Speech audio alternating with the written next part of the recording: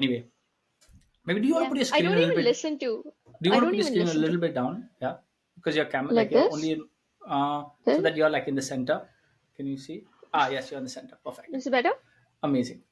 Okay, You cool. don't Yeah, even listen to podcasts. I don't listen to. I So wait, tried and I couldn't. what is your like scroll? What is your Where do I get so information? not information? Your scrolling app of choice. Twitter, Reddit. Reddit. Why do you like Reddit? I love it. It's just a. I don't know. People. I feel like it's close to being anonymous, so people really Hmm. speak their mind.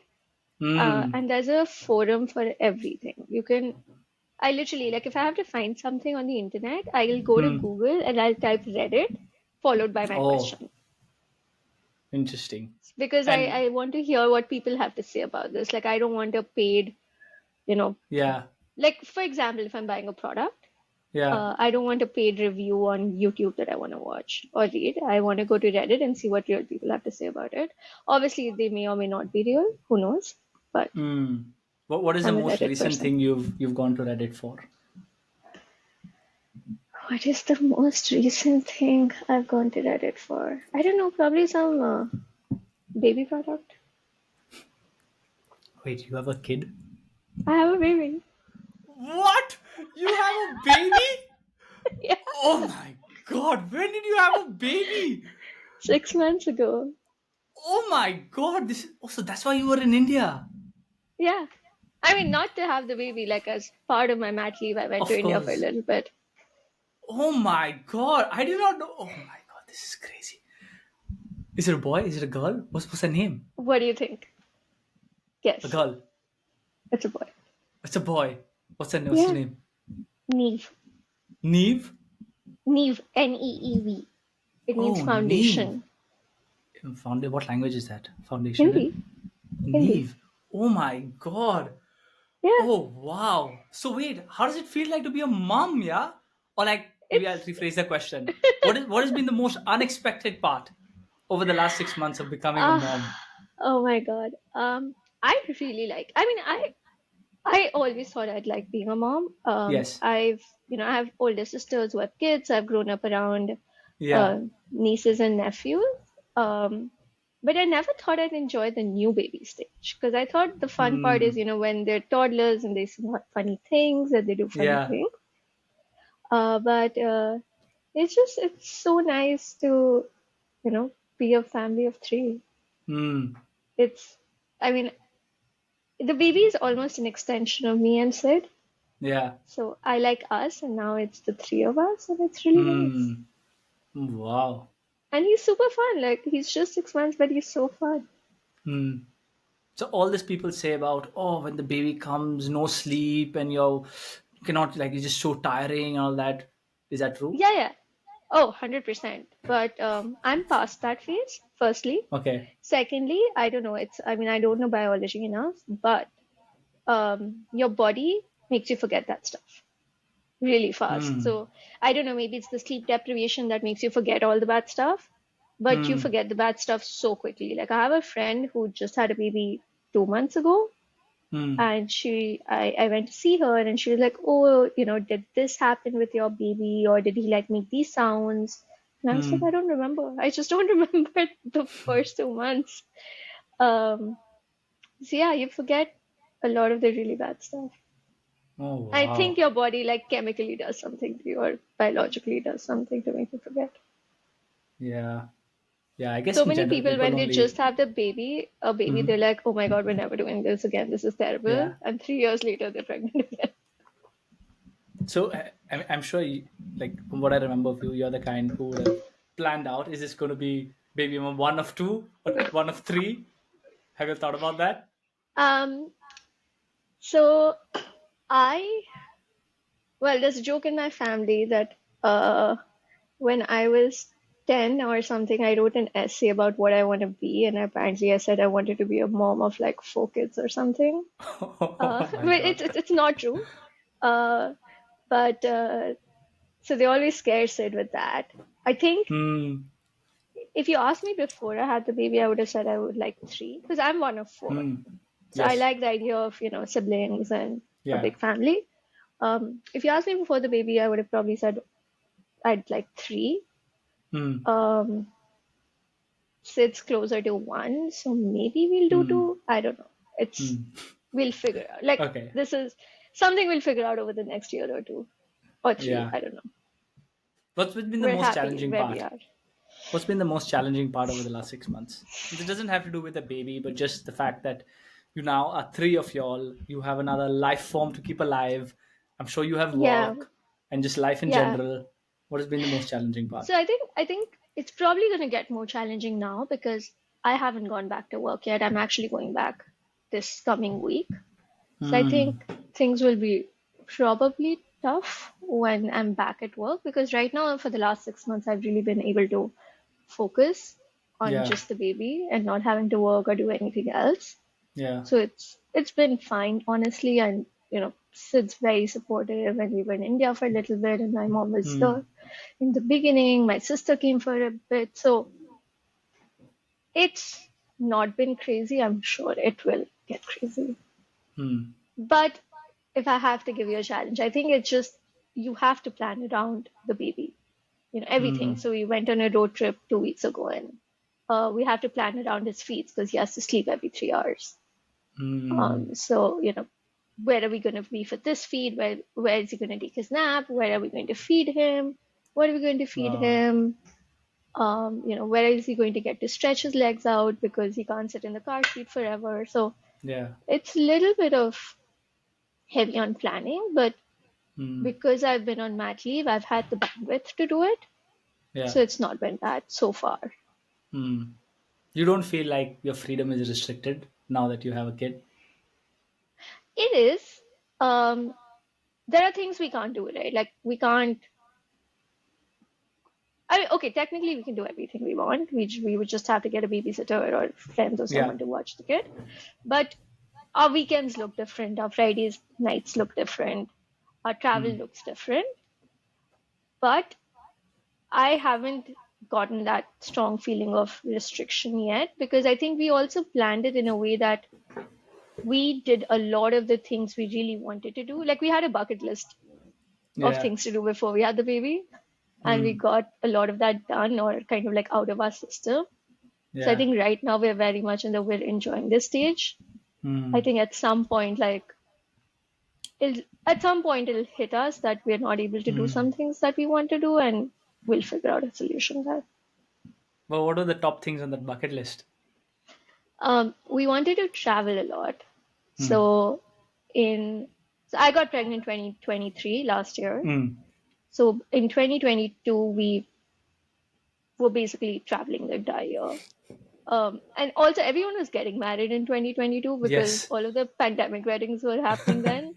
So Yeah. I think we had like 15 weddings and half of them Oh my involved God. traveling. So that because of that we could travel a lot. Besides that, we traveled a lot. I wanted to attend a lot of music festivals because again, I Hmm. couldn't do that in the pandemic. Yeah. So we did that.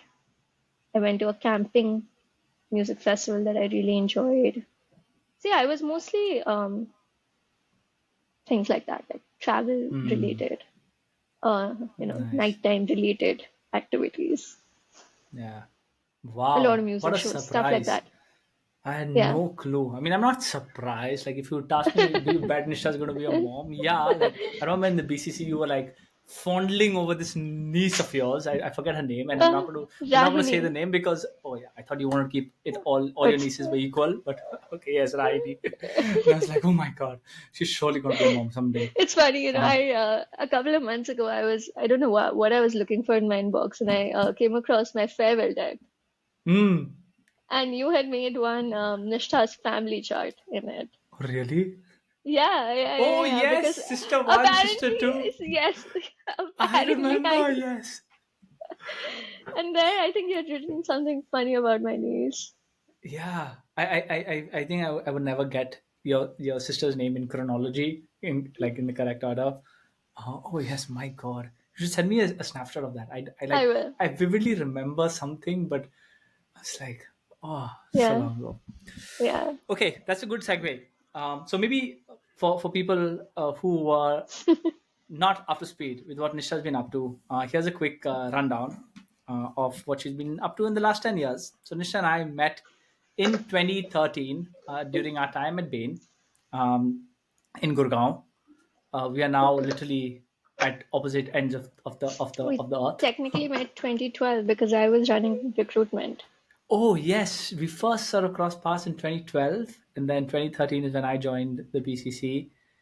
Before that, Nishtha was at LSR. You were there from 2019 to 2012. 2009 to 12. 2009. My God, how's time passed? 2009 to 2012, and then you started the BCC. I landed up there in 2013. You were there till 20. Which year was Wait, that? BCC? Yeah. 2015 April. You were in 2015 till at BCC. Then you left. You went to work at this super early stage company called Good Service. Does not exist anymore, but lots of comparables or lots of, I would say, derivatives of that business sort of exist today at very large scale. You were there for a few years. You then did a short stint at LinkedIn, went to business school in Chicago, and then now for the last, I think, half a decade, you've been at McKinsey in San Francisco, so San back in Francisco. consulting. Yeah. And in today's episode, we'll talk a little bit about, just her journey over the last decade and the things she's learned along the way.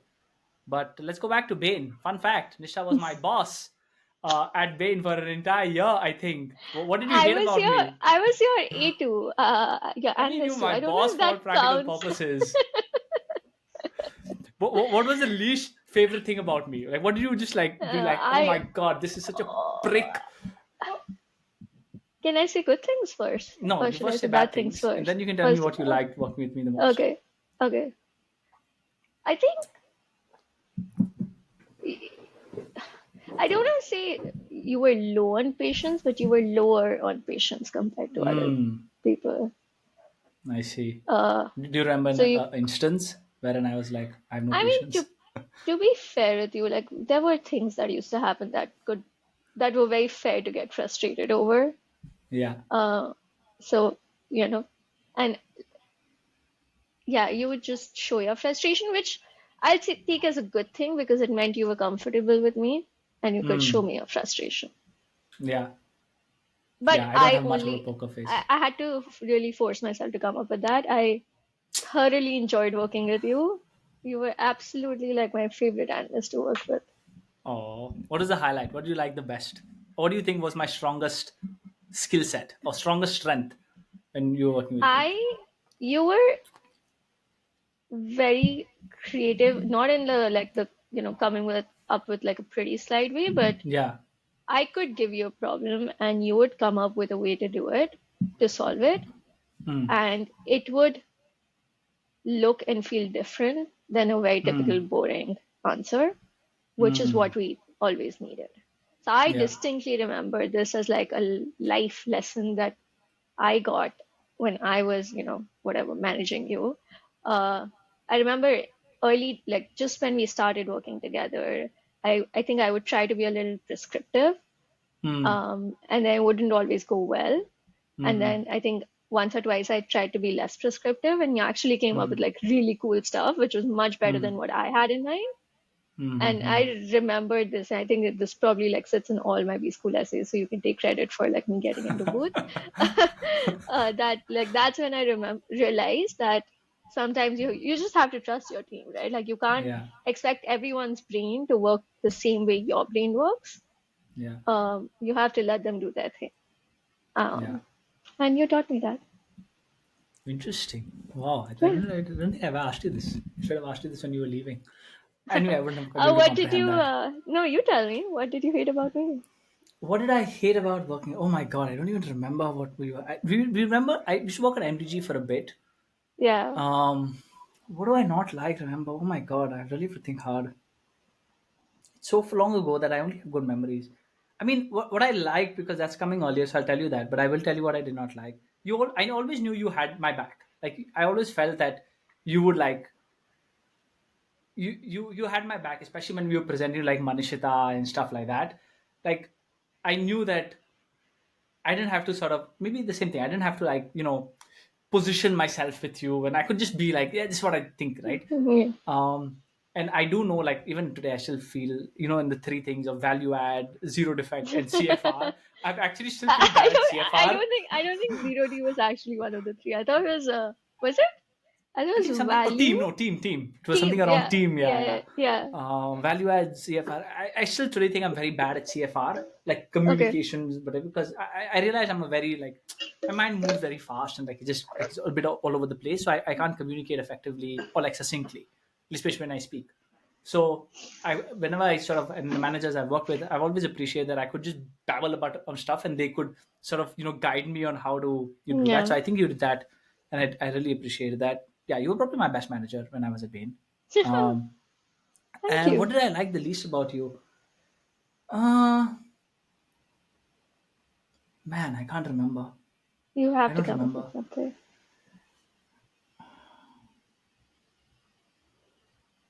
It's fine. If it comes back to you, tell me.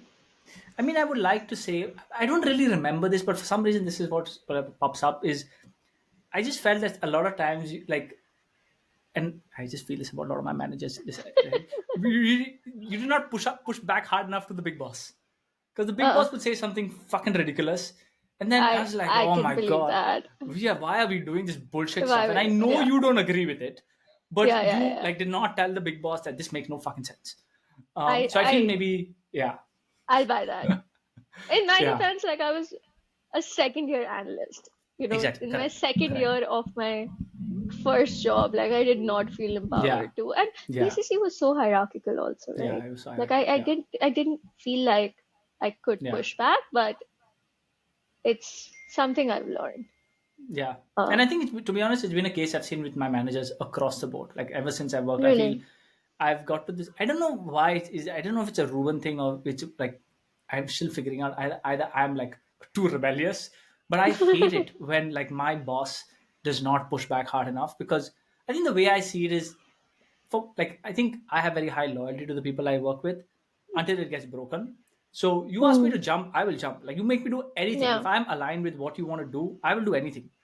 But then when I see that you're like not pushing back, you're like taking advantage that we will just do anything you ask us and you're not really putting that thought Yeah. through. I'm just like, Yeah. why am I sort of following you so Why blindly, should I do right? that? Yeah. Yeah. Yeah. So I think Especially then that if you don't agree yourself, like if the manager doesn't agree correct. Yeah. and they don't see value in it, you don't see value in it, Yeah. then you're both just wasting calories Wasting on time. something that is, yeah. Exactly. No, So yeah, I I think I don't like that totally, just in general with my managers. which is But to be fair. honest, I don't know the solution. I think the hard reality is I'm slowly learning like what compromise is. I'm slowly learning that you don't get your way all the time, right? Sometimes you got to Yeah. give, and yeah, And I I think guess that's also why it's important to have good relationships with the people you're working with. Because I feel like, for yeah, example, we had a good relationship, so you could push back to me. I yeah, probably didn't have a good enough relationship with my yeah, boss to, actually tell them that, hey, I disagree with yeah, you. yeah, And I don't know if we ever invested in building that relationship. And maybe with, our immediate PCC bosses we did, but our yeah. end client, we probably didn't Oh yeah, invest in that enough. And I don't yeah, think that was something that was made important for us back then. yeah. But Not I at think all. it's very important. Yeah, even with like remember the calls with Austin and Karen, like we would shit our pants and I would shit my pants when Yeah. I had to say something on the call. I'm like, why? Like it Why? was just normal They're people, not, right? yeah, exactly. They're people, they're within Bain. Yeah, and But we you're would like freak out slogging 10 so hours a day much. to like Yeah. do stuff they want just out of a whim. Like I Yeah. remember Austin would just say Yeah. a whim, and we would fucking Yeah. slog our asses to prove his Yeah. whim, and we were so scared to go and say things. I'm like, oh my god, that's so ridiculous. Yeah. Um, And that just, I mean, people don't operate like that. I don't know why there was this like fear about talking to these people back at the BCC. I don't know. Funny yeah, days. I don't know if it's still the same, but I hope not because I think they were like a super talented bunch of people, and I think it was Yeah. a very good training ground. But there were just some things about it Amazing. which is just like, yeah. Yeah. But Okay, I'd do so it all you were over at again. Like, yeah. no regrets. Yeah, BCG, I love it. I mean, the fact that Bain still Yeah. lives on my CV is a big saving grace, especially when I have to explain my rather unclear career path. Yeah. So it's like, you have consulting experience. Yeah, yes, I have consulting experience. AKA, I can make really good slides and I can make, Excels. But to be honest, I've realized that's like, you know what? This podcast is going to get longer than I planned. But anyway, I We're never talking after thought, a really long time. yeah, I never thought problem solving was a skill that people would It take is. seriously. It's crazy. Like sometimes when I deal with a lot of colleagues in my last two jobs, I'm just like, if I think about what the biggest value I've added to maybe the last 6 months, I have managed to solve problems, which for some weird reason people are unable to solve fucking problems. I think it's one of those things that if you do it well, you just don't realize it's a skill. Like you think you're just making sense and it's first principles, like it's the most Yeah, obvious thing on the planet, but it's not. To so many people, it's not yeah, the most obvious and thing. it's crazy because like whatever, like whatever I'm looking for jobs or I'm sort of updating my CV, I'm like, problem solving, like what the fuck, like who puts that on your bloody CV, right? Who doesn't problem solve? And then I was talking to a bunch of people I used to work with. I'm like, hey, what do you think was my biggest like skill set, or like what do you think was my, Yeah, I don't have a skill, like I'm not a doctor, I'm not a lawyer. yeah, They're like, and somebody said this, I remember, and I was like, oh, you're a creative problem solver. And I'm like, what the fuck does that even mean, man? Like, everybody solves problems. Right? Isn't that what life is about? yeah.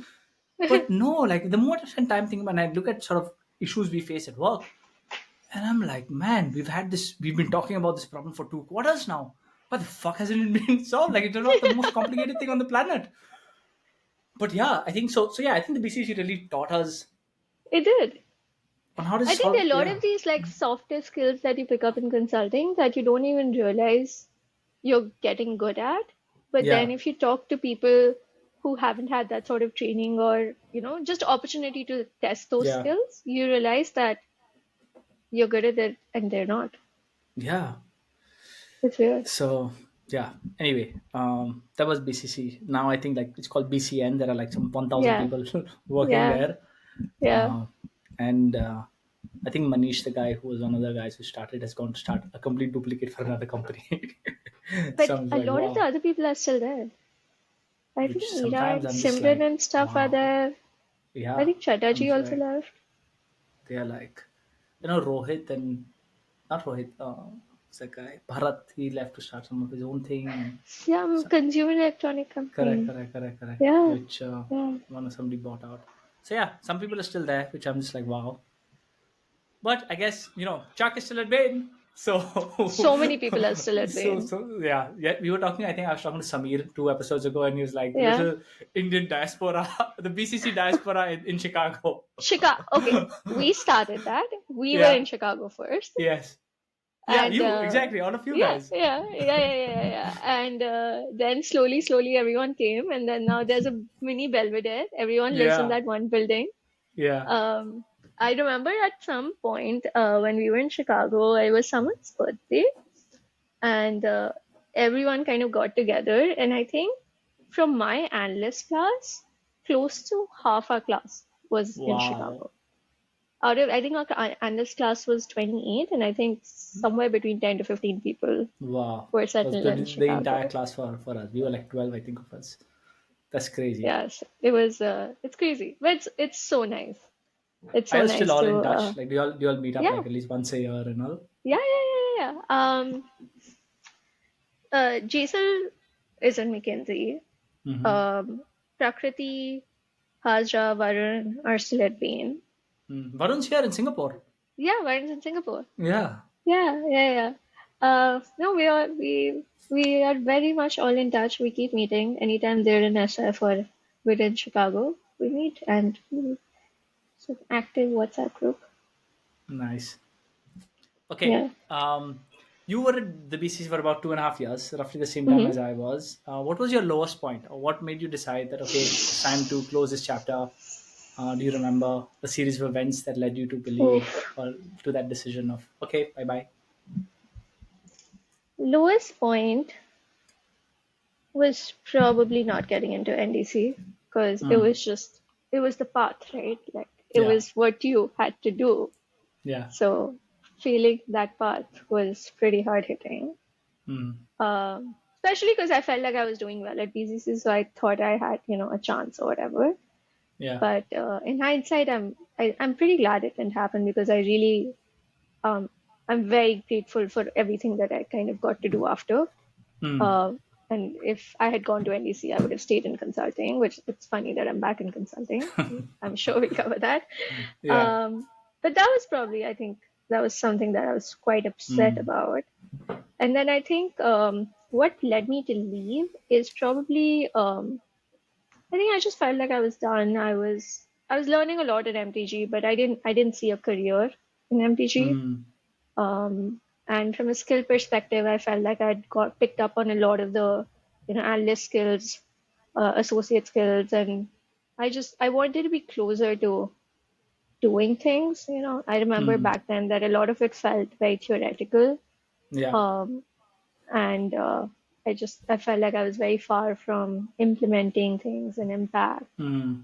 and stuff like that. So I just Mm. figured I'm in my 20s, I have nothing to lose. Let's just Mm. go from a very established company to like an absolutely like new Yeah. risky scenario setup and see how things go. Yeah.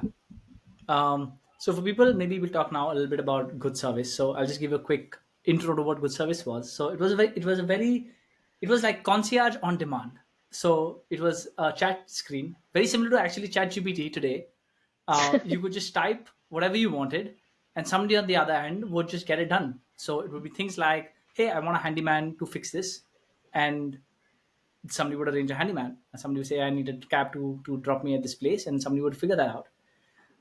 So I think before Uber and Ola were pretty big at that point.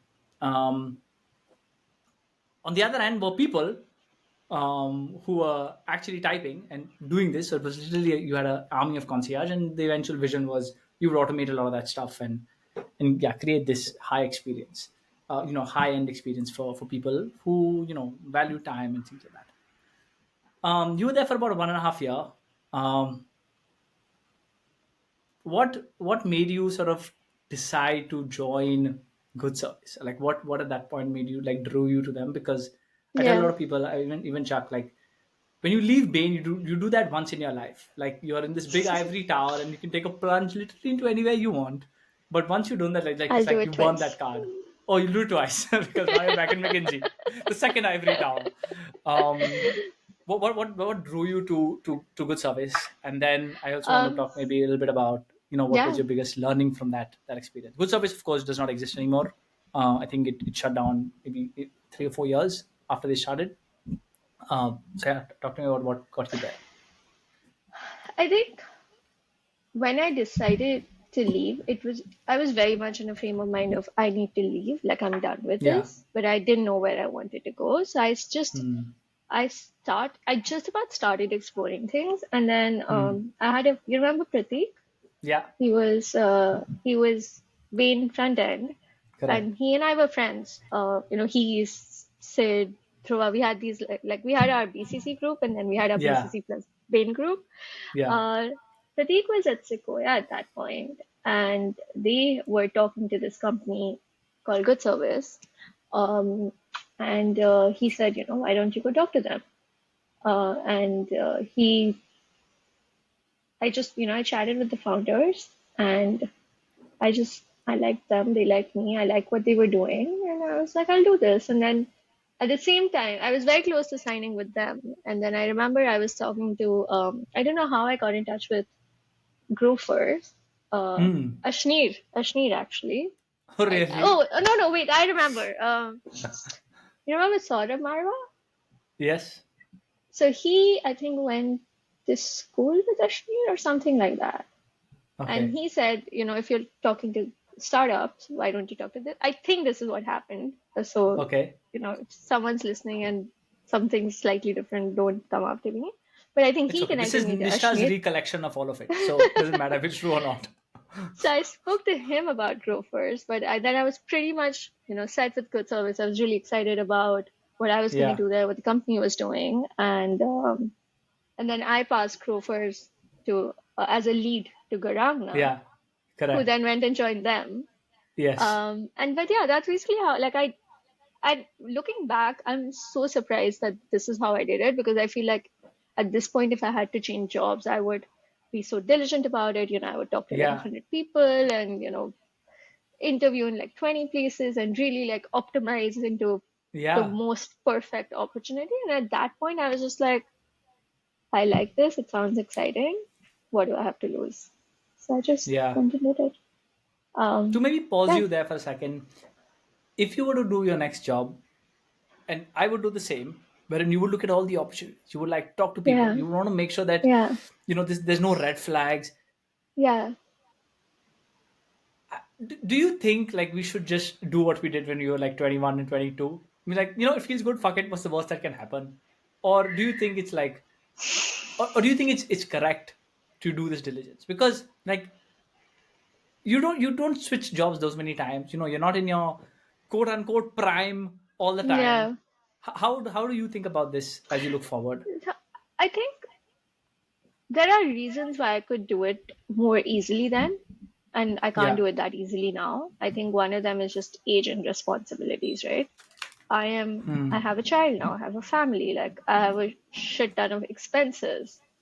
Back then Yeah. I was in my 20s, I was living at home with my parents. I had Hmm. I truly felt okay. If I wanted to, I could have made a big deal out of that also. I could have said, oh my God, this is like my career. If I make the wrong move, that'll Yeah. push me down the wrong path. So there are ways to get, you know, paranoid about your decision making. I have no idea why I wasn't back then, because I am the sort of person who typically is. But Yeah. having said that, it was easier then, right? Like right now, Yeah. I'm in the US, I'm on a visa. So there are all Correct. of these other things that would make me less um, risk taking than I Hmm. was back then. I think to your question of what should we do, I think you have to strike a balance somewhere. I don't think it's great to do this much of analysis. Yeah. I and maybe we'll get to this at some point, but like short stories, like when I was at business school, I had a couple of different things that I was looking at, and I drove myself crazy trying to figure out which one I wanted to do, and I don't Yeah. think that was healthy. So Yeah. I think you have to be somewhere in the middle. I do think you should explore opportunities because, to your point, Yeah. you're not going to do this so many times. Yeah. Um, so I don't think you should jump at the first thing you get. Uh, Hmm. but I don't think you should try to optimize to the nth degree, because Hmm. using the principles of 80/20 that we were taught at Yeah. Bain, Yeah. you probably have 80% of the, most suitable opportunities with like 20% of the effort. And there's Yeah. no point Man, chasing McKinsey is not the. going to be happy that you're dropping so much of Bain lingo, yeah? They're like, she's still, like, still, like, peddling Bain, yeah? What the hell? No, no, I have Um, plenty of nice things to say about McKinsey too. why don't we talk about that? Tell me about what drove you crazy when you were at business school, since we are on this topic. You were at Wait, Chicago, I'm Booth. curious. What do you think? Mm, What, like, about this? I agree, man. Like, right now, like, so a few things. So everything you said, I agree. I feel like when I think about the next phase or the next 10 years of my career, it's just like the it is a problem of plenty right now. Like, I feel like you're on the Netflix doom scroll phase, wherein you could do anything. And maybe because Yeah, we are more generalists, like, I'm thinking, or like in my scope of vision is like, I can continue go down this path, or you know what? Why don't I go back to school and study? I don't know, aerospace engineering. I could do that. I could spend 5 years studying that, and in the next 5 years, I could maybe be an aerospace engineer. Right? I think this space stuff is yeah, really cool, yeah, and by the time I'm 45, maybe I'm just doing that, right? But if I want to go down that path, I got to decide, like, I have to go back to school or whatever, right? And what sort of is a factor which maybe gives you false hope is, see the world how fast it's changing so fast, right? AI as a thing did not exist when we, like, fuck, WhatsApp did yeah. not exist. I don't know if you remember, I had the mobile dabba phone when I was my first year at Bain. I didn't even have Really? WhatsApp. Yeah, and then somebody told me that, What? Reuben, like, what the fuck, like, just move to WhatsApp, please. And then I got my first like smartphone. um, but now you look at how fast times have changed, and I feel like 10 years from now, like, it's only going to get, like, the rate of change is only going to get faster and faster. That means, it's not crazy to think that, you know what, last 10 years been a pretty good run, man, but it's not going to be incremental, or you should not, or how do I put this? You can continue being incremental from here till the end of time, or you could just redo the next 10 years, but you have to make us like a hard pivot. Yeah. But then again, it comes back to this point one on, like everything is possible, but that's paralyzing. Like that Yeah. thought that everything is possible is like, fuck, like then what do I do? Yeah. How do you figure if How do you figure, everything is right? truly possible, how do you Yeah. figure out what to do? And there's a bit of I ego in also, it, that's saying that, you can actually do everything because, yeah, well, maybe in the last 10 well, years, I never thought I would be here, but I landed up here, yeah, right? yeah, So yeah, that's where I am right now. So right now I would say yeah, paralyzed. yeah. I think what I'm sure I'm jumping, your plan for the podcast and when we discuss what, but No. I also feel like you can't plan too much. Yeah. If you asked me like 7 years ago, would I be in McKinsey right now? I would have said there's no way. Yeah. Um, would I have thought I'd be in San Francisco? I would have said no, highly unlikely, right? Like, I feel like things will make always make sense looking backwards. Yeah. And whatever you plan for the next 5 years is probably like 50% not going to pan out. So Yeah. I truly think, yes, it's obviously like that doesn't mean you don't plan. It's good to Yeah. plan and it's good to know, broadly like what you want out of life, but Yeah. to be really specifically prescriptive and say, this is how I'm going to get it and this is the most perfect job and this will give me this is not going to work out because you don't know. Like you might pick one job over five others thinking something, Yeah. but you don't know how it's going to be. You don't know how it's going to pan Yeah. out. You don't know if that company is doing actually well or not. So Yeah. it's Yeah. good to plan, but it's also good to be a little flexible. Yeah. Yeah. And I feel this is a, I think, a phenomena that you see in your early 30s because you have enough data for the last 10 years, but you have enough time for the next 10, like 15, 20 years. 20 years, yeah.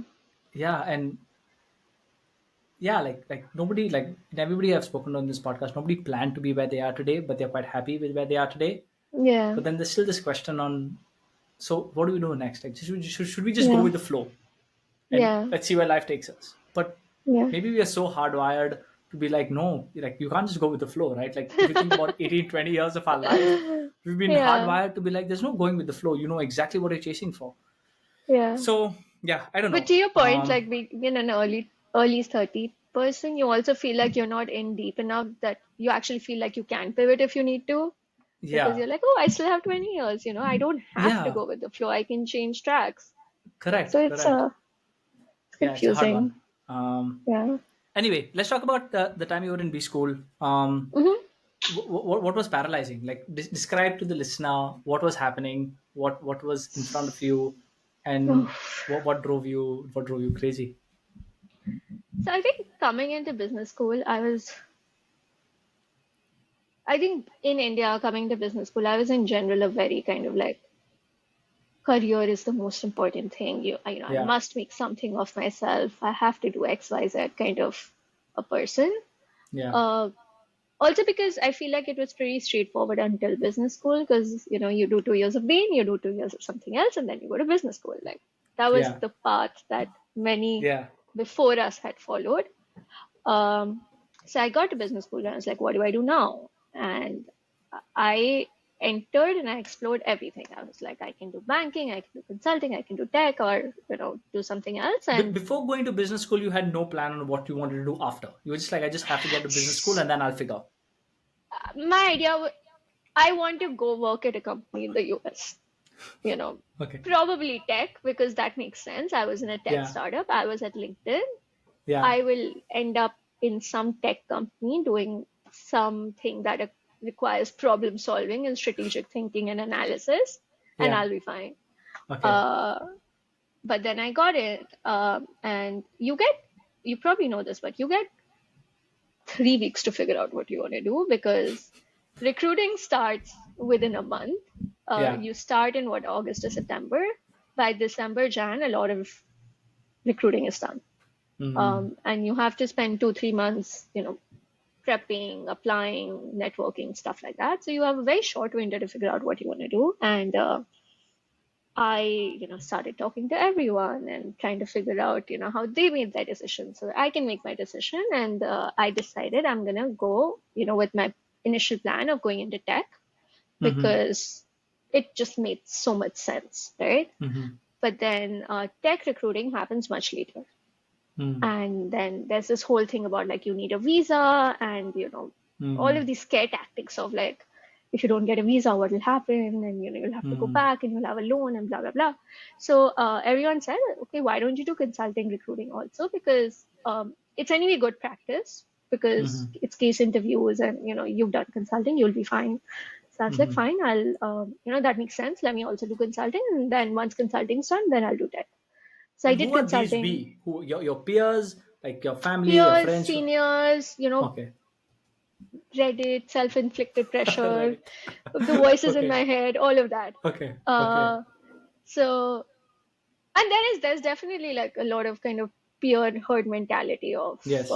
you must do consulting or banking because those are the things that happen first. And as an international, you need to find a job that will sponsor a Sponsor visa. visa. Yeah. So I do consulting, and I do well, and then I do tech. Consulting's done. I have my offers, and then I do tech, and I get a couple of offers, and I'm like, great.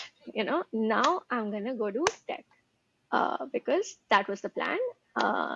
And I've got like one of my offers was LinkedIn. I was like, I loved being in LinkedIn, so this is great. I get to be LinkedIn and SF.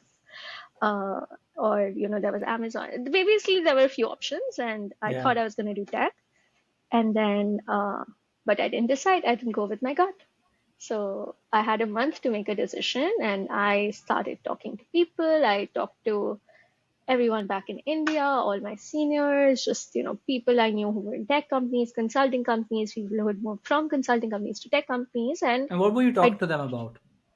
I would, I'd say, hey, like, what do you think makes more sense? Should I go to consulting because I did BCC, but I haven't done front end? So do you think as um, in my career that will be more helpful, or should I Hmm. just go do tech because tech is growing and Hmm.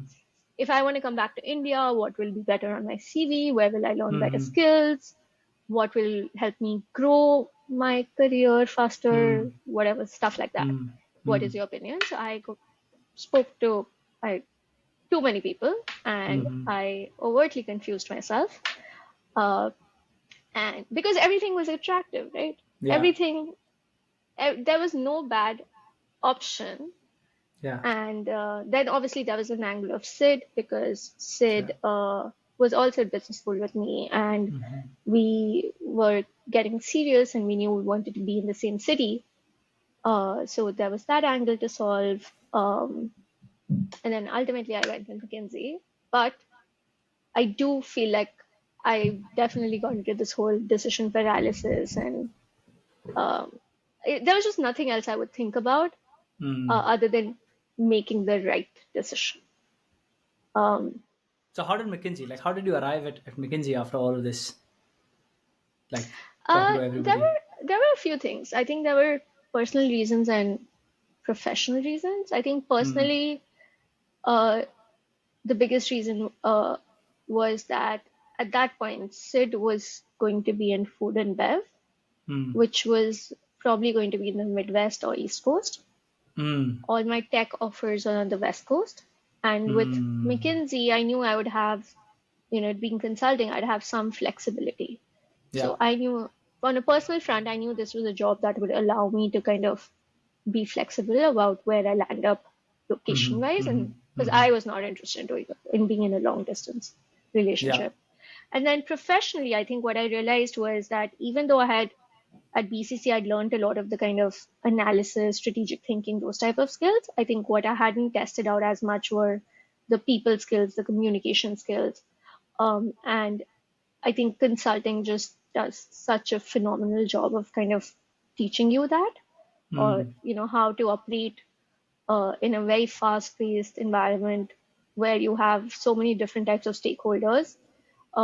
like as for example, like right now I'm a manager, I run a team, but I also have like my partners, and then I also have like these 100 stakeholders at the company that we work for, and they have their stakeholders who's probably like a CXO, right? And Yeah. managing all of these different people in a very, very short timeline while also trying to come up with a solution that the company couldn't figure out themselves.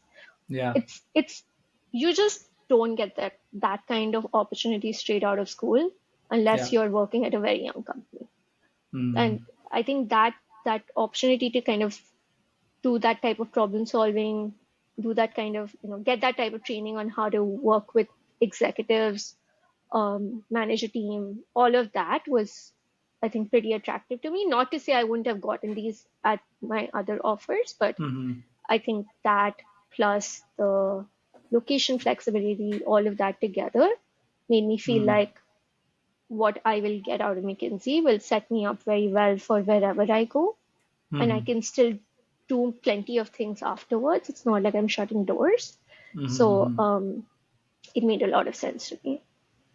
Okay. Funnily enough, we ended up in the Bay Area, which is why I say, you Yeah. shouldn't I was like, plan too much. you're in SF right now, aren't you? Not the Midwest, if I heard correct. Yeah, yeah. Which is why you just also like COVID hit a year after where, and everyone was like kind of remote and stuff after that. So I Yeah. definitely over optimized, Mm. but I'm happy Okay. where I am and things make sense.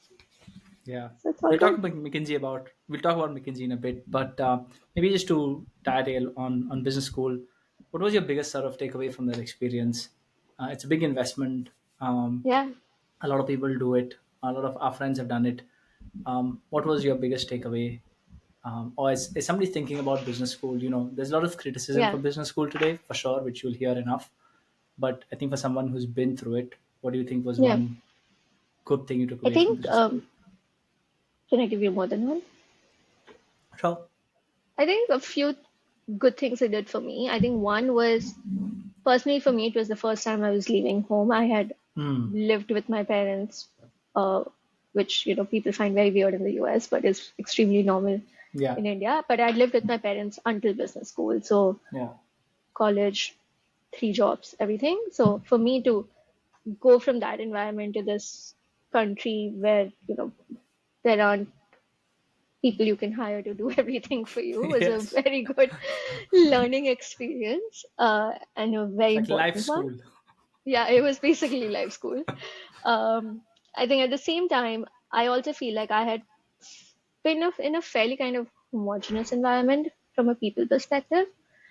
School, college, Bain, not so much good service, but like LinkedIn also. So everyone had a very similar background, similar upbringing. But I think in business school, I saw a lot of diversity.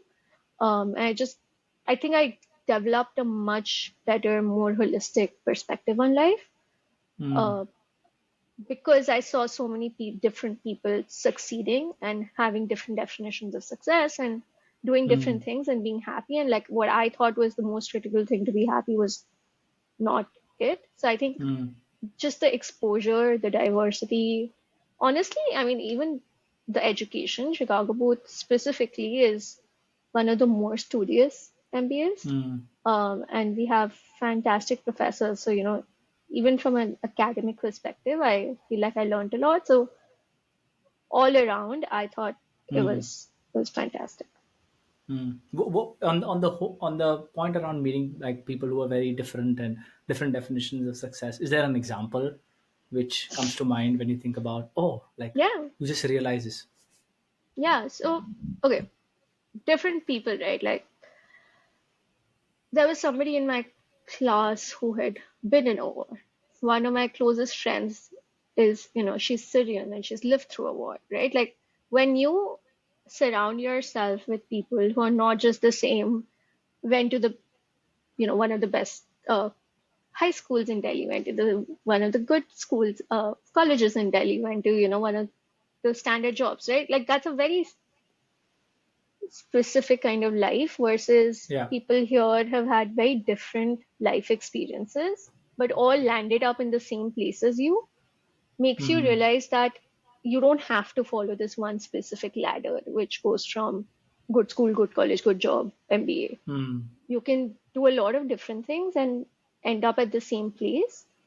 And again, you can go and do different things, and you'll still end up, either in the same places or in your own individual like places of success and happiness. So to Hmm. give you an example, right, like, and this is maybe not specifically from Booth, but something I've learned more over the last few years, maybe in SF also, is just um, like the value of like community, family, hobbies. Uh, in the pandemic, like there was a point where I felt very burnt out because all I was doing was focusing on work, and there were no other outlets for me to expend my energy. So, Hmm. you know, I feel like Booth or MBA or that exposure is what kickstarted my thinking of what do I want to be or do in life beyond just succeeding in my career. Hmm. Um, So I what don't are know if those I right answered now? it. Right Apart now, from succeeding in your career, what are other succeeding in things? my career, what are other things that matter to me? Well, now that I have a baby, I want to be a good mom. I want to be a good role model. I want, my child to learn good things and be a good contribution to society. Hmm. So family is really important. I think, like I said, hobbies are really important to me. For me to actually be able to go, go hiking or like go to a music show or like those things give me happiness. And I feel like happiness on the whole is more important to me versus just success. Success is a very Hmm. important input into happiness. I don't think I'd be happy if I wasn't working and doing well, but it's not the only input. There are like five other inputs. Hmm. Interesting. We take a tangent now, which is I Hmm. think similar on the spectrum. But you work at McKinsey. No points for guessing. You probably make a fair spare of change. What have you learned about money, or how has your relationship maybe with money evolved or changed over the last 5 years? Yeah, Like, what have you learned yeah. about money? I think I think money is definitely important for me, right? Has to be Hmm. different. It'll be different for different Yeah. people. I think money is important to a level where I should feel like I have security, in the Yeah. sense that I'm not going to end up homeless, right? I will Yeah. have a house to live in. I will have Yeah. food to feed myself. I can, and I'm not just talking about basic needs, like even Yeah. some wants, right? Like if I want to travel, I want to be able to travel. If I want to go out to eat, I want to be able to go out to eat. If I want to go to, I don't know, right? Like you get the point. Like I want Yeah. my basic needs covered. I want my basic wants covered. I feel like Hmm. money until that point is really important. I feel like after Yeah. that, it's less important. So if you think of like a utility curve, it switches after Hmm. your basic needs and Yeah. wants are covered. So it's something that I will always Yeah. kind of factor in, but I will never, you know, say switch a job and go to the one that's paying the Hmm. most. It has to fit in Hmm. with the broader life I want for myself. Yeah. Does it give me my time to be a parent? Does it give me time to do my activities? Does it give me mind and space? Like all of those Yeah. things are also important. I feel like 10 years ago, maybe Hmm. I didn't think like that. Maybe money was more important. So I think that's how Hmm. my relationship has changed. That it's Is there like a it's an number? innate, Do you have innate. do you have Do a I have a number in number? mind that this is what I want to have in my bank? Sid and I keep saying we need to sit down and come at a number, because we neither of us wants to like work till we're 60 unless we're loving what we're doing. Correct. Um, so we keep saying we need to come up with a number and then But work how do you towards think that about that? number. Like, how do you think about it? Yeah. Is it even important to have a number? Like, I've spoken to some people, and there are two schools of thoughts. There is you have a number, or then you figure out that hey, this is sort of what the the flow should be. Like every year, as long as this much is coming in, as long as this much is going out, Yeah. I'm good. Yeah. So I don't actually Yeah. care what the number in my bank is. All I care Yeah. about is how much is coming in and how much of Yeah. that is going out. So Yeah. I mean, they're kind of how related do you guys think because about money? because if you have you heard of FIRE, financially Yeah, yeah, independent, yeah, yeah. Oh retire my early? god, that's another fucking burnout creation. Yeah. So I I went feel down like the rabbit hole for fire for like a year, and I was like, oh my god, are you like trying to, is that a goal for you? Do you want to FIRE? similar as you said, I don't want to. I love to work, but I do not. I want to decouple work and livelihood. Work and money. Yeah. So I will continue to work, and I know I will do a good job, and that will it will I will find a way to make that sustainable for myself. But at the same time, can I do that tomorrow? No. So I Yeah. would like to break work and livelihood, and livelihood is income and salary and money you have in the Yeah. bank and how much interest can earn you, right?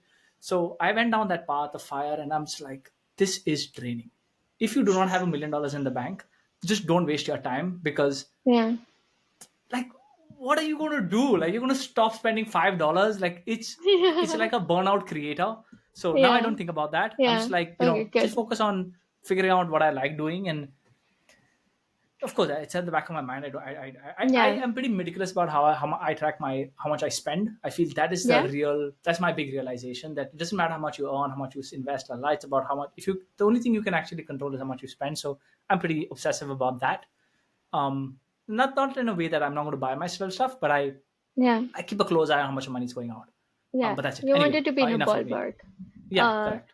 no, but I do think investments are also very important Yeah, because ultimately, like, they compound, right? So if you correct. make a good investment, like 20 years later, that could really pay off. Yeah, And like you said, like we want to be at a point where we're not working for right now. We are working for money. Money is an yeah. important input.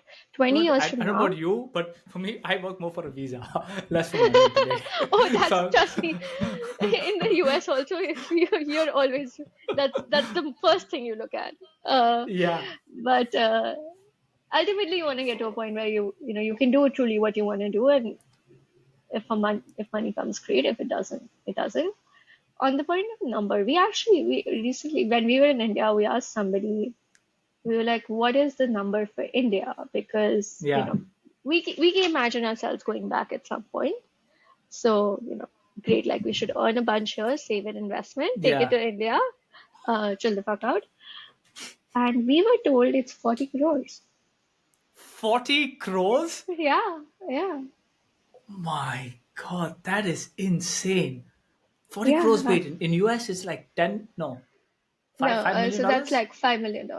No, but the US number would be different. Someone Of told course, us of course. that in India, if you want to be super comfortable, 40 crores is the number. Can you imagine that? 40 crores. Yeah, I don't yeah. know. So we heard that and we're like, okay, cool. Maybe that's the number, maybe that's not the number. Yeah, Um, so yeah, we keep pushing out a numbers discussion. I'm sure we'll get to it if and when we need to make any kind of like big yeah, financial decision. So if you need to buy a house or we decide to move back or one of us is, changing jobs and yeah, wants to do an equity first, cash second correct. kind of setup, then I think we'll get to it. But right now we're a dual income household, one tiny kid. We're Yeah. fine. Yeah. Do you all talk about this as if among your friends? Like money, how much do I make? How much do I spend? How much No, is my bank? no, No? no. No.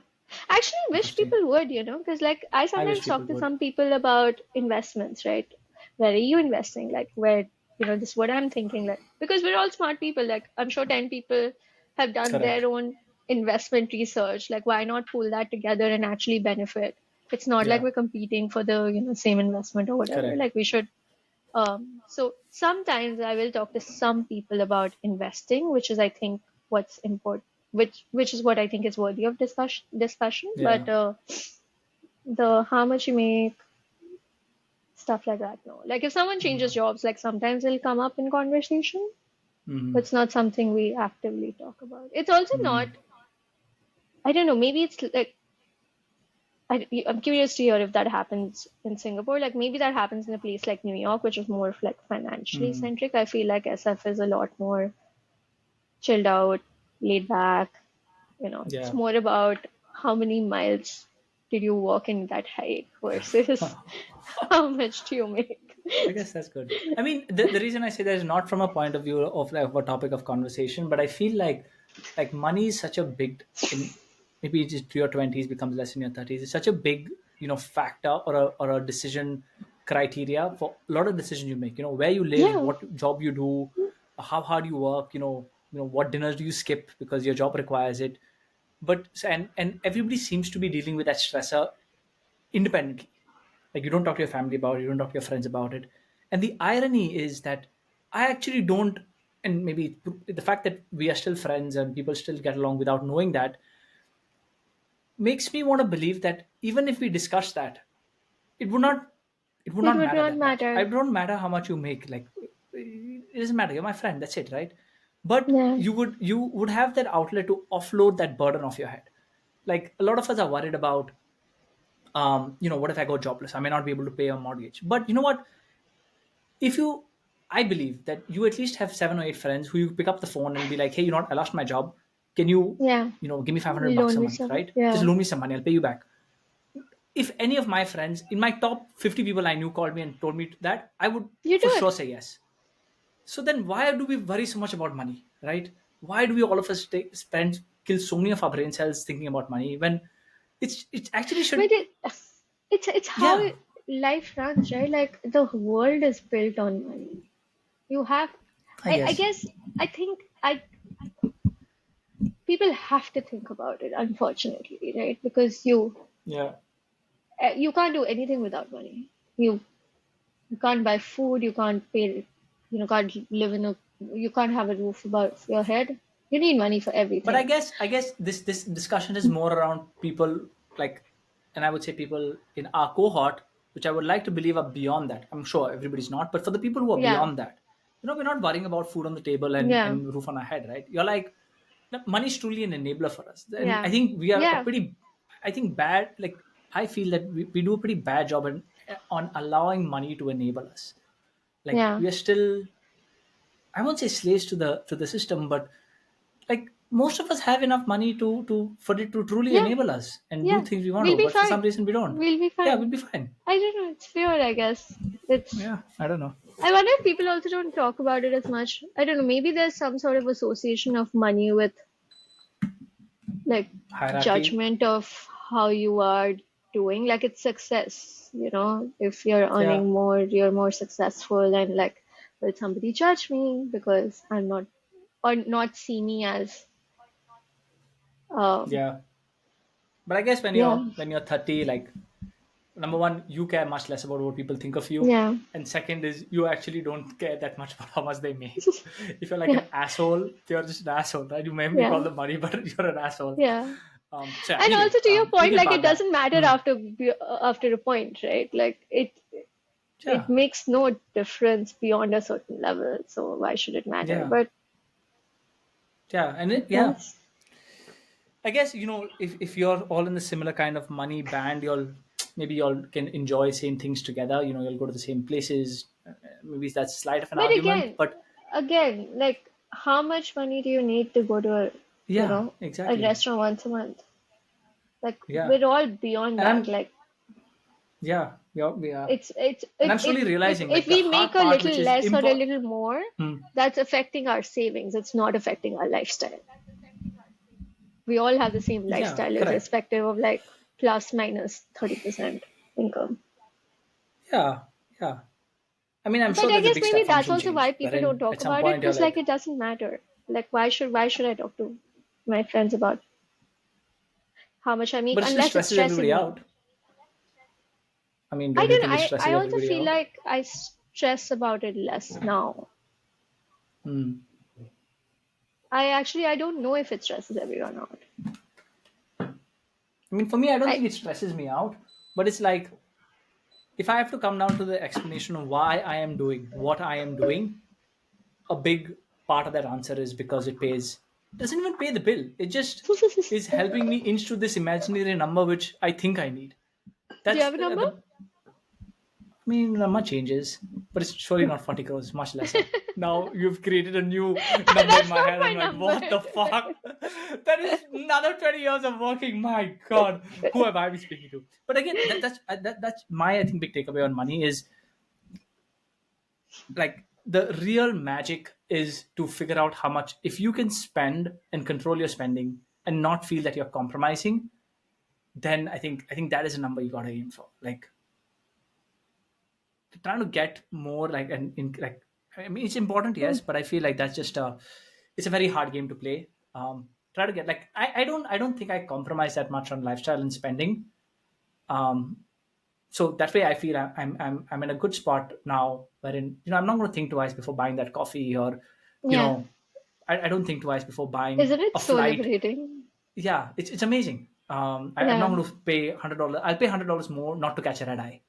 Yeah. And there are areas I've identified that there are so few areas that I am going to splurge. Like Yeah. I tell people like I don't buy like luxury like bags or things and all, but I will not splurge. I will not buy business class, but I will not buy the cheapest ticket.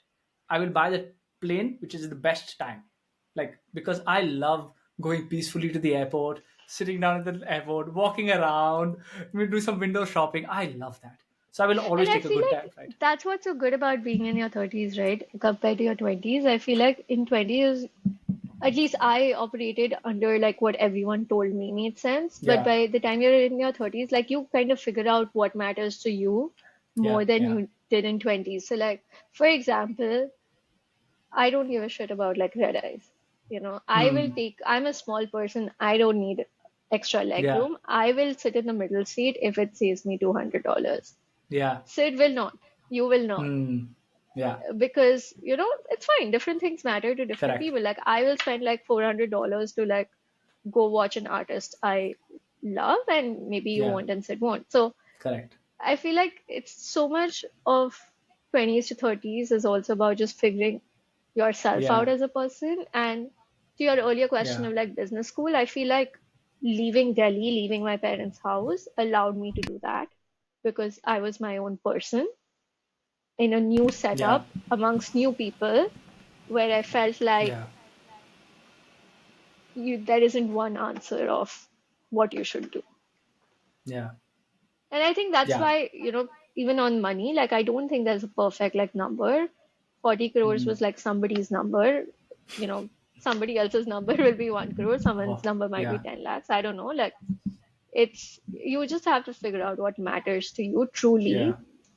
and build your life around that. That sounds so Yeah. preachy. It is. But I mean, it's there is some truth in it. Very hard to swallow, but I guess nobody's going to give you the answer, my friend. You got to figure it out yourself. Let's talk a little Yeah. bit about India. You mentioned a few times that you were thinking about moving back. Um, is that on the cards, or how do you think Uh, about that decision? we, Actually, let's put a pause there. I want to talk about something okay. before that. How is life in San Francisco? What do you like the most about it, Oh, I and what do love you it. like the least I about SF? truly, truly love living in San Francisco. It's so funny. Um, when I was a child, you're in Delhi, it's Yeah. so hot, and sometimes you'd escape to the hill stations. Yes. Uh, and it was lovely because the weather was so good and like the vibe was really nice and positive, but it was in the city.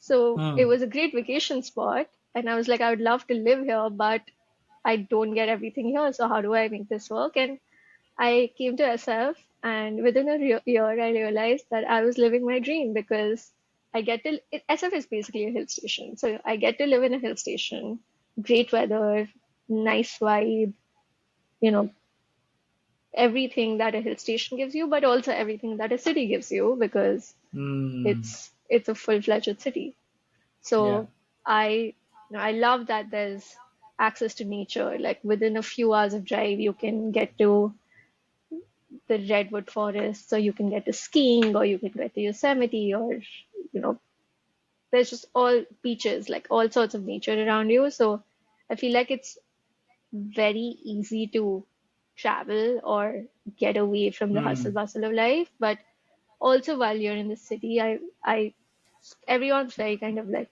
laid back. Hmm. Nobody like cares about a lot of superficial things. The food's great. I'm a vegetarian. Lots of vegetarian food here. Um, Lots of parks, great weather. It's today was 23 degrees and that was a hot day. Oh, Um, yeah, lots of music. I really like it. And oh, we've oh. surprisingly found a big community here. And Hmm. it's not just new people, like it's people like I have high school friends. Sid has high school friends. I have friends from my college. Sid has friends from his college. We have our Bain friends. We have our Boots friends. So we have a big community here, which is also something that, like, I feel like I Hmm. cannot live in a city where I don't know people personally. Yeah. So I really like it here. What do you like least about Uh, SF? What's been the hardest part for living in the US or SF? I mean, the US in general, I definitely miss having domestic help. Just, people to do things. Like, thankfully now we can afford a little bit of help, but obviously, like, nowhere Yeah. close to the amount of help you can get in India or probably even in Singapore. I've Yeah. heard it's the Singapore is expensive, arbitrage. but you can get by. You can get by. Yeah, yeah. So the labor arbitrage doesn't work here as well. So um, definitely miss having help as much as I could in India. Miss having family. I have a Hmm. sister in New York, but most of my other family is in India. I have cousins, which helps, but it's not the same as being near your parents. So I Hmm. think those things have been adjustments. I think being here in the pandemic and being away from India was very difficult because Hmm. we couldn't go back for a long time. So Yeah. India was going through I mean, Yeah. what was happening in the pandemic, and you had to just kind of watch from here. So I feel like if we go back, we'll go back for those things. Hmm. But guns. It's so scary to me that people are allowed to own guns in the US. It's wild to me Hmm. that anyone can have a weapon of mass destruction under the bed. Yeah. Um, Have you spoken to a lot of pro gun people, and like do their arguments convince you on the no, they reason to don't have convince guns? me. No. I No. have spoken to pro-gun people. Again, part and parcel of being in business school where you get people from all walks of life. Yeah. Uh, they don't get it. I don't agree. Hmm. But they are very convinced. And they're logical. Like they're not, you know, old school conservative people. Like they're Yeah. people like you and me, well Yeah. educated, but they believe that it's okay. But Yeah. I don't. So there Interesting. are a few things that I don't like, but SFS specifically, I really enjoy. Hmm. What about this whole homeless problem everybody keeps talking about SF, about SF going to Uh, the dogs, all the homeless problem yeah, and fentanyl yeah, addicts, and is it real? yeah. Or do you I mean, face it? there are plenty of homeless people here. There is fentanyl is Yeah, a problem on the streets. Fun fact: when you deliver a baby, fentanyl is one of the things that's offered to you for I pain see. management. Um, Okay. but yes, it is a problem. I don't think SF is unique. There are plenty of cities in Mhm. the US that have a homelessness and a drug abuse problem, but it is pretty prevalent here. I think if you're living here, you know how to avoid it. Like there's specific areas Hmm. of SF. There's an area called Tenderloin. You don't go there. I We walked through there once during broad daylight, and we will never go back. So you know how to avoid it if you live here. Uh, Mm-hmm. but yes, if you go into those areas, you will face it, and it won't be a positive experience. Hmm. Interesting. So But then it's back to like my living question of everywhere, right? Like you live in Delhi, you're yeah, like, oh my God, I'm a woman. Like of I course. something can happen Yeah. to me, but you know how to deal with it. Like you know how to Yeah, exactly. what to do to most likely stay Reduce away risk. from it. Yeah, Yeah. just like that. So But it's in not India, like all around you. hmm, what about India? I know there is this big I would say India FOMO movement happening with all the people from India who do not live in India anymore. They're like, oh, India's so great, this, that, that, that. Yeah. How are you thinking about? Do you feel that? So, it's funny when we're here, we don't, but when we go to India, we feel it because it's all around you when you're there. But Yeah. while we're here, we're like plenty happy with our lives. For me, it's the Um, opposite. When I'm here, I'm like, everybody's saying you should really, move to India. When I go to India, I'm like, maybe I don't want to be. I'm actually no, no. Like the idea of it is great, but when the tire hits the tarmac, you're like, oh Yeah, shit, I'm spoiled. I'm spoiled. Cannot. But no, yeah, for sure, I feel FOMO, especially like the whole startup world, wherein I think I've been, it seems to be like this. Can you imagine good service, even Nivasa, what startups were just like 4 5 years ago, yeah, like non-existent? Yeah. And now you're like, what the hell? We were yeah, just a few years early. yeah. But yeah, Yeah, how that are you happens guys to me thinking when I about think of India? good service all the time because we, as part of the concierge thing, one of the things we would Yeah. do is deliveries. So, like, you are Yeah. in office and you need something from home, and like we'll send a guy to fetch Correct. it for you. And like, I feel like we started that, and there are so Yeah. many companies that are doing that. Uber Yeah. is doing that. So many companies that Correct. are doing that, and I'm like, And like now if 15 only like, minutes, I'm yeah, just oh, like, that's wow, like it's dude, that's crazy. crazy, that's insane.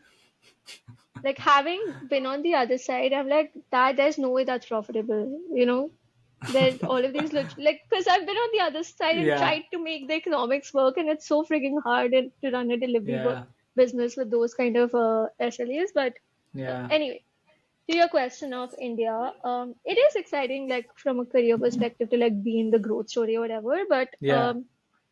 we we've been in the US now 7 years, and every year we say, "Oh, we'll go to India in 5 years," and it's Hmm. been 7 years.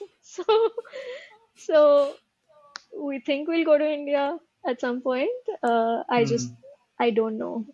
I don't know when. We do want to be closer to families. Yeah. And I think now that we have a kid, I think there's only like a certain age till which you can expect the child to be able to adjust, Yeah. right? Like I don't think I can pull out a 13-year-old kid from like an American school and put him in India. Like I think that would be difficult. Yeah. So I think if we have to do it, we have to do it within the next 10 years. Um, Hmm. but will we do it? We have this debate all the time, and then there are things we love about here and things we love about India, and then there's the question of if India, where, and then we have Yeah. different perspectives on that, and then it's just an endless debate, and we're just like, fine, we'll discuss it Park it for some other now. time. But Yeah, but you see yourself living in the US for like for a very very long time. that's the problem. We don't. Hmm. We really like our life right now, but Yeah. we don't see ourselves here in the long But run. why? By the way, I feel the same. I love my life right now. But anybody asks me, and my answer to them is, I don't see myself living here for too long. My one argument is, Singapore's a small place. Yeah, It is, it's expensive, so it's a great place to sort of be career first. But other than that, I mean, it's okay. Like it's convenient, it's safe, it's clean, beautiful. But yeah. I give them the same answer. I don't Why see not? myself here forever. Why not? I don't know. Not a strong answer. The only answer I give right now is expensive. Or like, Expensive. I would never buy a house. I would never be. I wouldn't say I would not be able to afford a house, but it's going to be very expensive to buy a house in Singapore. Yeah, Um, but family is, yes, it's not here, but it's not very far. It's close yeah, by. Food is great. Community is great. It's a safe place. It's a clean place. Sometimes people say that Singapore feels a little bit sterile. Everything's by the rules. So culturally, like I would like to do that. But hey, you can go on holiday. You can spend six yeah, months, in Europe if you want. Like nobody's stopping you to do yeah, that. yeah. So then And why if you're not earning well Singapore? enough, you can do that Yeah, easily. correct. So why not? I don't know. Again, problem of plenty. I'm like I could live anywhere in the world. So now I'm paralyzed. Anywhere. Um, so yeah, it's fucking problem of plenty is a Yeah. big problem. Yeah. I mean, Um, okay, long term, I no, I have a better answer though. The US, I don't know if you've heard this from anybody, but the US healthcare system is like completely fucked. So yeah. I cannot imagine being 60 here and needing healthcare and actually like paying for it. It's a really messed up system. It, I've heard so many people, so many stories of it actually needing some sort of basic healthcare service, like leading to bankruptcy, personal bankruptcy, because it's Hmm. so freaking expensive unless you have really good insurance, which I do now, but I'm not gonna work at McKinsey forever. Yeah. Uh, so I actually like that the idea of being here long term and healthcare in the US actually scares me. I think the other thing that's important, if I think about where I'd want to settle, community is really important. So uh yes, I know 50 people in SF right now. Will they continue to be in SF? Probably not. If I Yeah. found some place in the US where maybe that Chicago Belvedere building, if it's still thriving 50 years from now, maybe I'll go live there. But I just But what about I India? feel like Like 20 years, 30 years from now, I don't know about you, but when I think about like Goa for me, everybody I know 20, 30 years, 40 years from now is probably not going to be around. So then yeah, who do I have even in like Goa? yeah.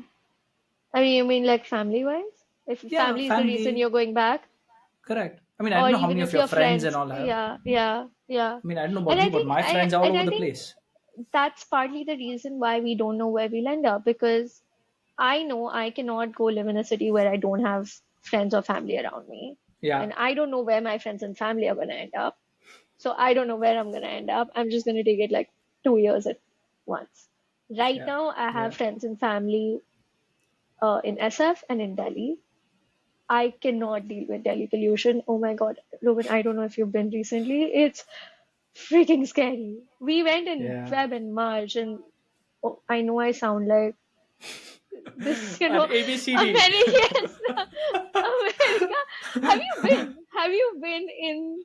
No, I know Have the you pollution is lived? bad.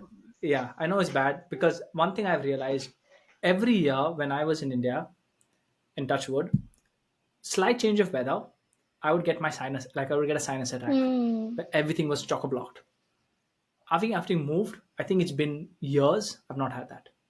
Now, I don't Yeah. know, it's the weather, it's hot, cold, no weather change, I don't know, but I've not had like sinus attacks ever. And every time I was in India, once a year, 100%, if one day it Hmm. became suddenly cold or it rained, I was chock blocked for at least like a week. And then, oh my God, like Yeah. you do inhalation and you do all that. So Yeah. I vividly remember Yeah.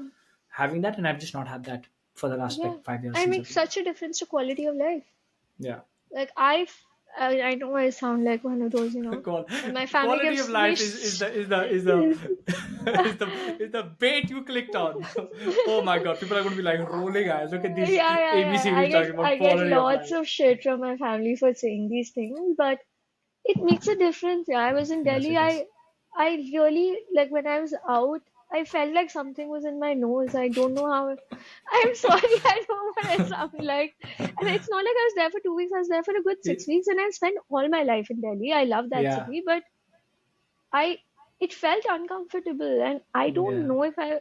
And there are also, by the way, there are very scientific research and scientific studies that say that if you bring up a child in that um, yeah, with that air quality, you're damaging their lungs, you're taking yeah, years off their lives. yeah. So it's not me being some Firang return or whatever. It's Pyramid. scientific, a scientific, uh, there's evidence that it's not good Yeah, for you and makes a difference. And do I want to do that to my baby? I don't know. yeah, yeah, yeah, So we're forever in this because I feel like if I go back to India, I want to be in Delhi because that's where my yeah. family is and that's where Correct. everyone I know is. Um, so I don't- pros and Yeah, cons, just go with the flow. yeah. That's another We'll thing, figure it like out. you said about you'll eventually want to be where everybody else is. Me and sort of the Jade Palace, the people, four other guys I used to live with. We now sort of make it a point to meet once a year, Oh, in nice. in Goa, of course. Wait, sorry, can But I tell you something really funny? yeah, Um, on my Google reviews, recently, something it was showing me of, I don't know, like you as a Google reviewer or something. yeah, yeah, And apparently, I had reviewed where you used to live or someone used to live somewhere in Gurgaon. It was a yeah. The pin Jade on Palace. Google. I think it Yes. was the Jade Palace, and you got Yes. people to review it, Yeah. and We it have a lot showed of me reviews. it showed me that review from Yeah. 10 years ago. I was like, what is this place? And then I Yeah. remembered that was It your had a lot of place. reviews. There's like But good sorry. 60, 70 reviews. Yeah, but But no, anyway, I think yes. like, and You this, meet ties back them to the once a stuff we year. were talking about. We were talking about money was what has been super hard, and we realize is like getting like the ability to get people to overlap for on their time is like the hardest problem, which has no clear solution.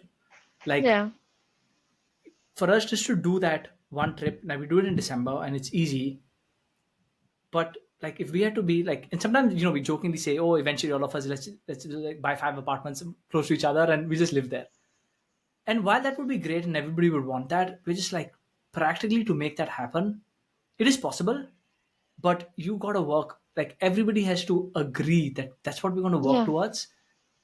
Everybody individually wants that, but nobody's sort of yeah. working towards it, and it's not going to happen. Like It's you very have difficult. yourselves, you have your partners, soon you'll have your families, Yeah, and before you know it, like, and 2024, we're halfway through it. It's gone so fast. I worry that you'll soon be like 45, and then you're like, this is it. Like, yeah. and It's not that's not going happening. to happen. That dream of, Yeah, and again, from a financial point of view, everybody can afford it. You can assign, like there yeah. are villages in Italy who are saying, we will pay you to come and live here. Yeah, what the $1 Yeah. buildings or And whatever. beautiful, right? You have like 20, 30, 100 people come live together. Life would be amazing. You read the studies on what like allows people to live longer. It's just like, having a sense of belonging, having a sense of Yeah, community, being with your yeah, friends. yeah, And I don't know about you, but it's like, it's hard making friends when beyond a point. Yeah. Like it's hard to make those close friends after in sort of, yeah. when you're You when you're got. 30. I mean, I've been told that I have one new avenue left, which is parents of Oh, yes. Yes, my correct. child's friends. So I have Yes. one shot left at making more close Yeah. friends. But I know I completely agree. It's Yeah. so hard because you have to have such high intention to make something like that happen. Yeah. And it has to be priority. Like you have to say this is more important than my job, than my kids' school, Yes. than my partner's job, and all of us have to say this is the most important thing. So we're going to make it happen. And it's Yeah. just not realistic. But I do think I wonder if part of that is also because we're fine where we are. You know, Yeah. we've come, for example, we've come to SF and we've reconnected with, for example, people that Sid went to high school with that he hadn't spoken to Yeah. for 10 years, realized we're in SF, they're in SF, and now we hang out with them all the time, right? Like, and we're fine. Like, we've found a community around us, which Yeah. is probably not the community we thought would be around us when we were Correct. having these dreams of Belvedere Yeah. forever or whatever. Uh, so yeah, I wonder if it's so easy to just Yeah. live in status quo Yeah. that to uproot it and make this a Yeah. reality would be so hard. Yeah. And I But wonder what is right or wrong. I also feel like if a few people start, others follow. And I Hmm. think Chicago is a great example of that. Yeah. Right? A Yeah. few people from the BCC ended up in Chicago, and then over the years, so many people have ended up in Chicago. Yeah. Yeah. So if someone starts, maybe over time, others will Yeah. join, but it's hard. I still hold out to the dream, though. I feel like, to your point of like, why does money matter? Like, money can enable things like that, right? Yeah. Exactly. Money can enable this stuff.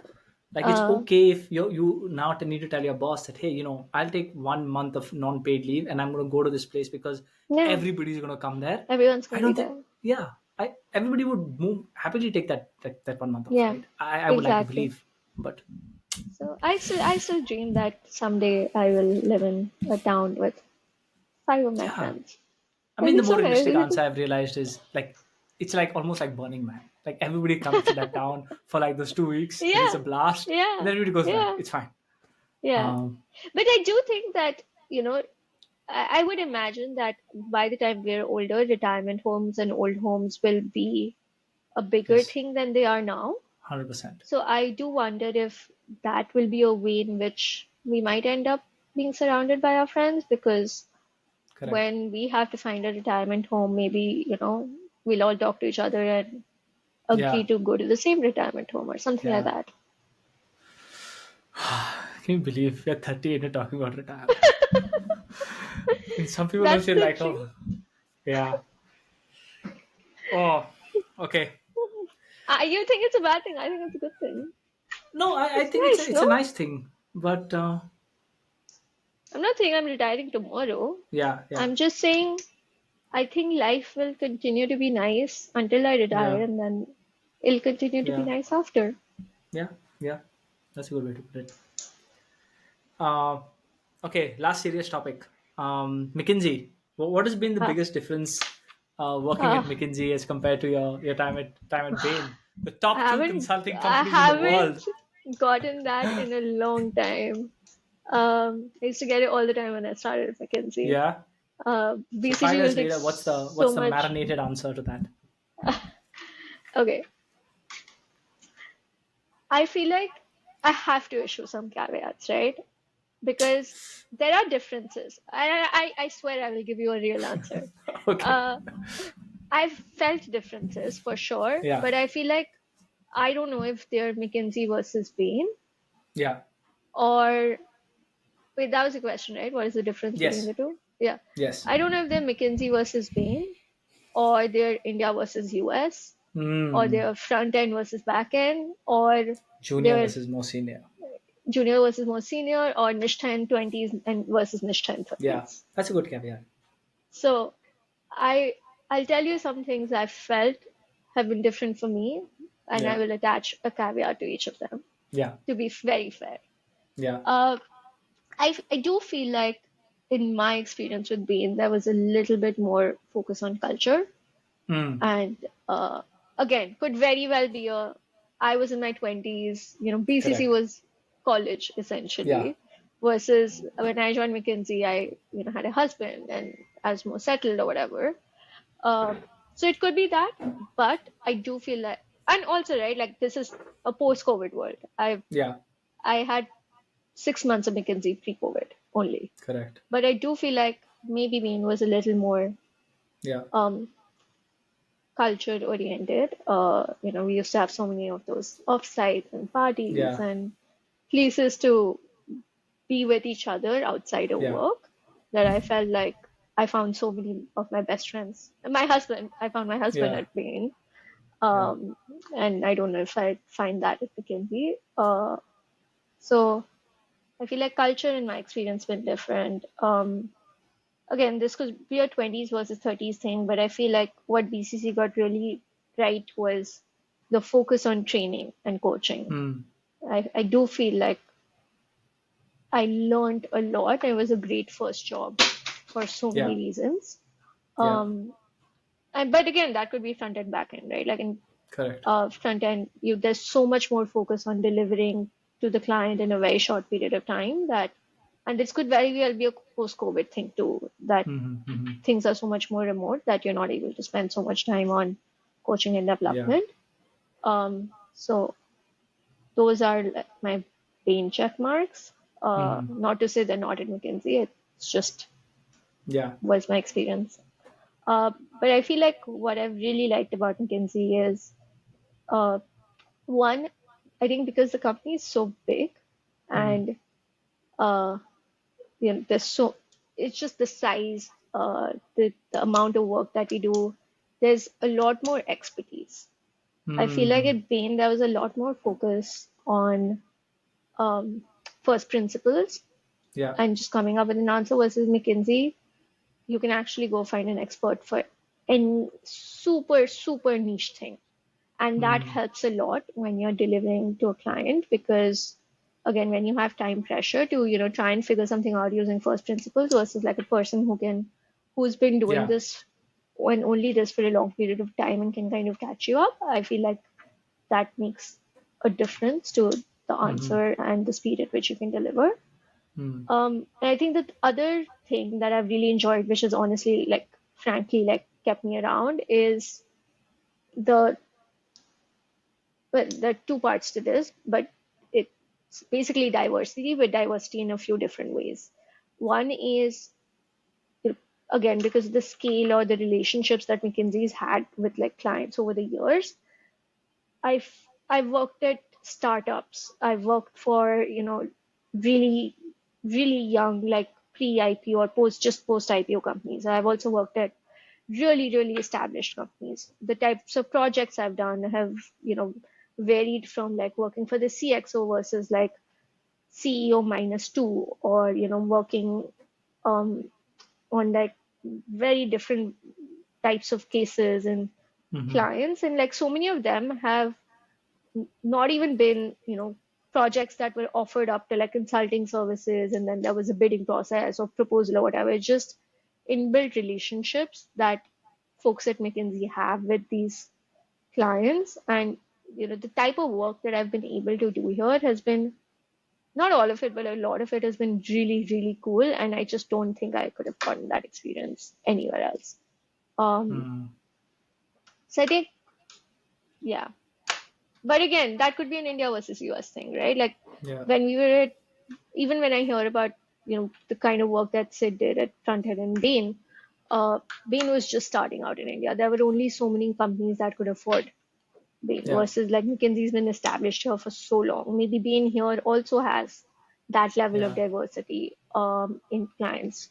But uh, that's what I felt in my experience. Oh, and the last one, but like this is what really swung things for me when I was in business school.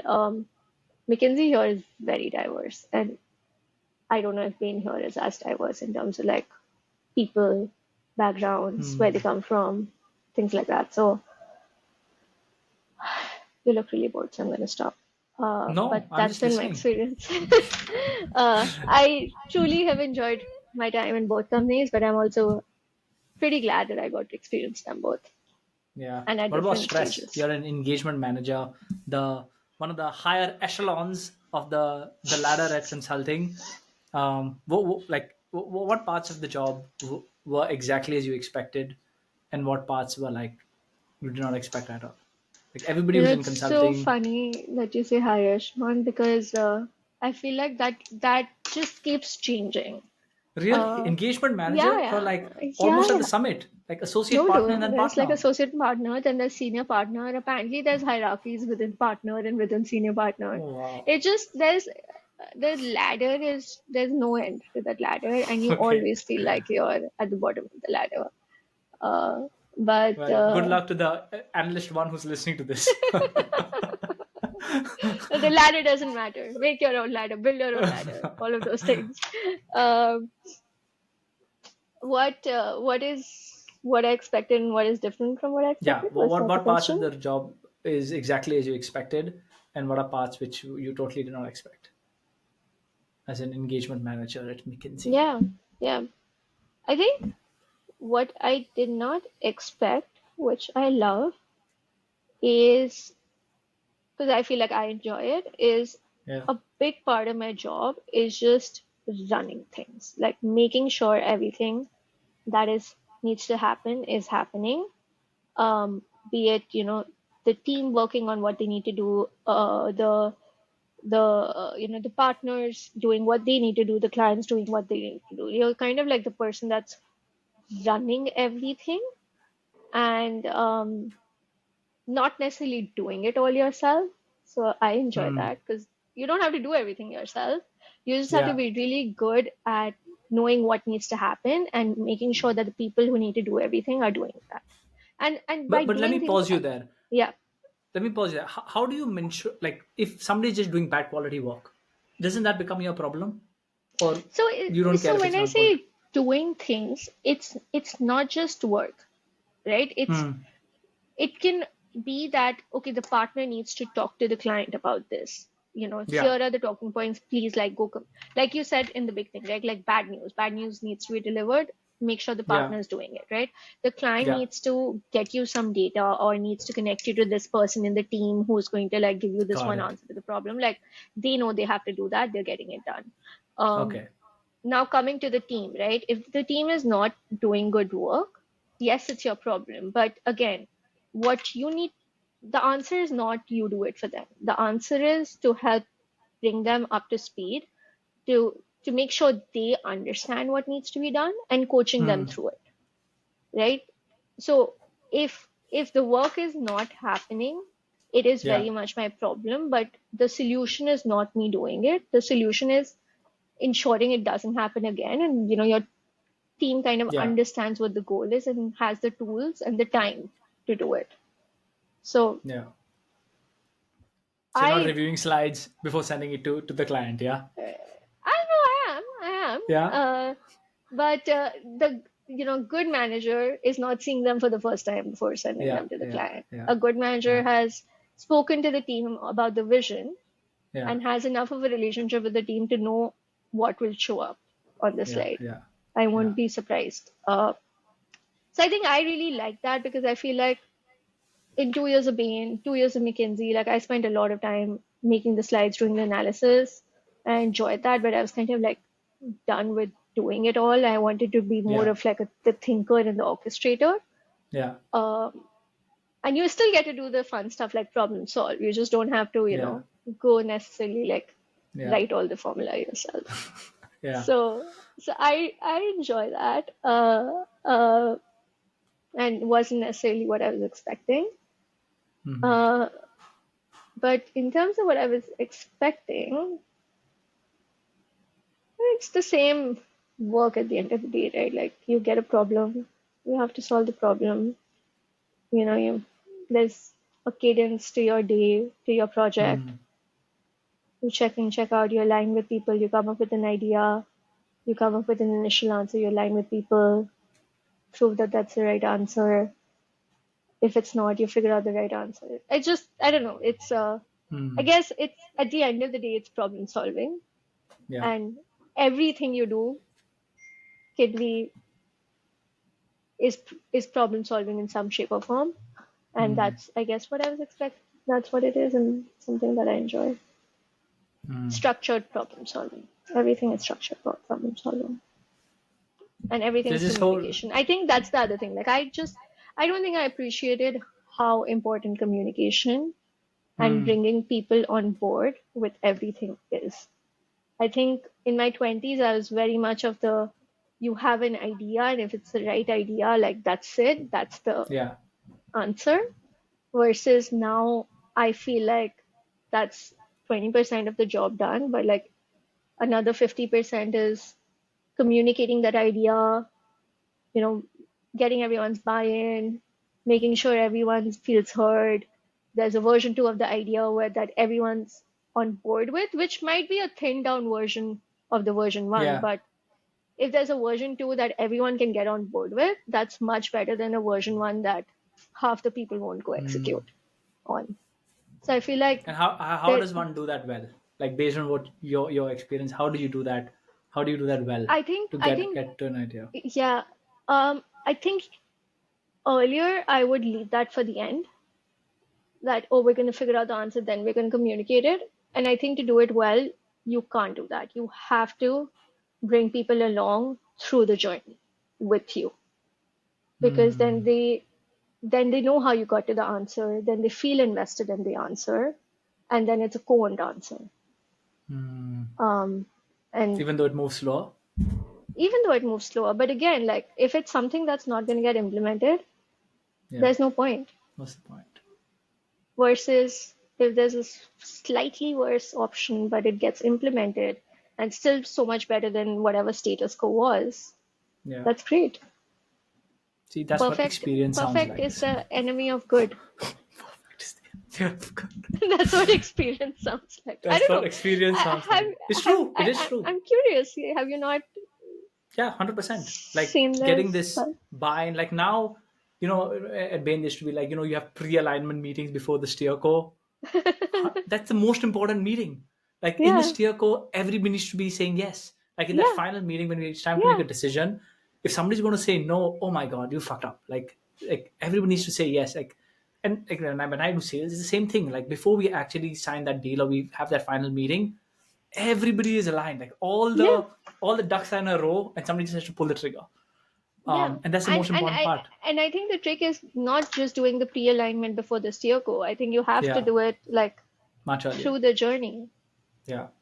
Yeah, I never thought Uh, about get like making people feel like they are invested in the answer. I think I was always like get people to buy into your idea. But yeah, you're right. I think if you get people to feel that they were part of that solution, you can. It's much easier to. It's much easier to. Yeah, but it's yeah. exhausting. Like the thought And of I it, like I have to oh, get everybody along. Is like, oh my fucking god. but of all the projects I've done, I feel like that's been the difference in the successful ones. It's if your clients feel like they co-own the answer, and they do, they truly do. Like you cannot Yeah, come up with the right answer without them.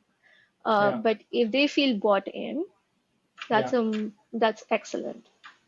yeah, They you don't need the credit. They yeah, can keep the credit. You're there to help yeah, them. yeah, yeah. Last question on McKinsey. There's all this criticism, especially in the last 1 year, about consulting, slow down. Is it Uh, really value add? Too much money for hardly any, just like pretty slides. You've been in consulting for a while now. What's your comment or what's your take to that criticism? you said no hot takes. No hot takes. You gotta give some Uh, answer. I mean, you uh, can believe it. by the way, I have an answer I to don't that, think that's but new. I don't think that's a something that's come up in the last 1 year. I think this, I mean, last 2 years, I feel there's been a lot of pullback wherein consulting firms are rescinding offers, they are firing. If there was like a dent to the brand image of consulting, I think probably it's been over the last 1.5 year. I believe.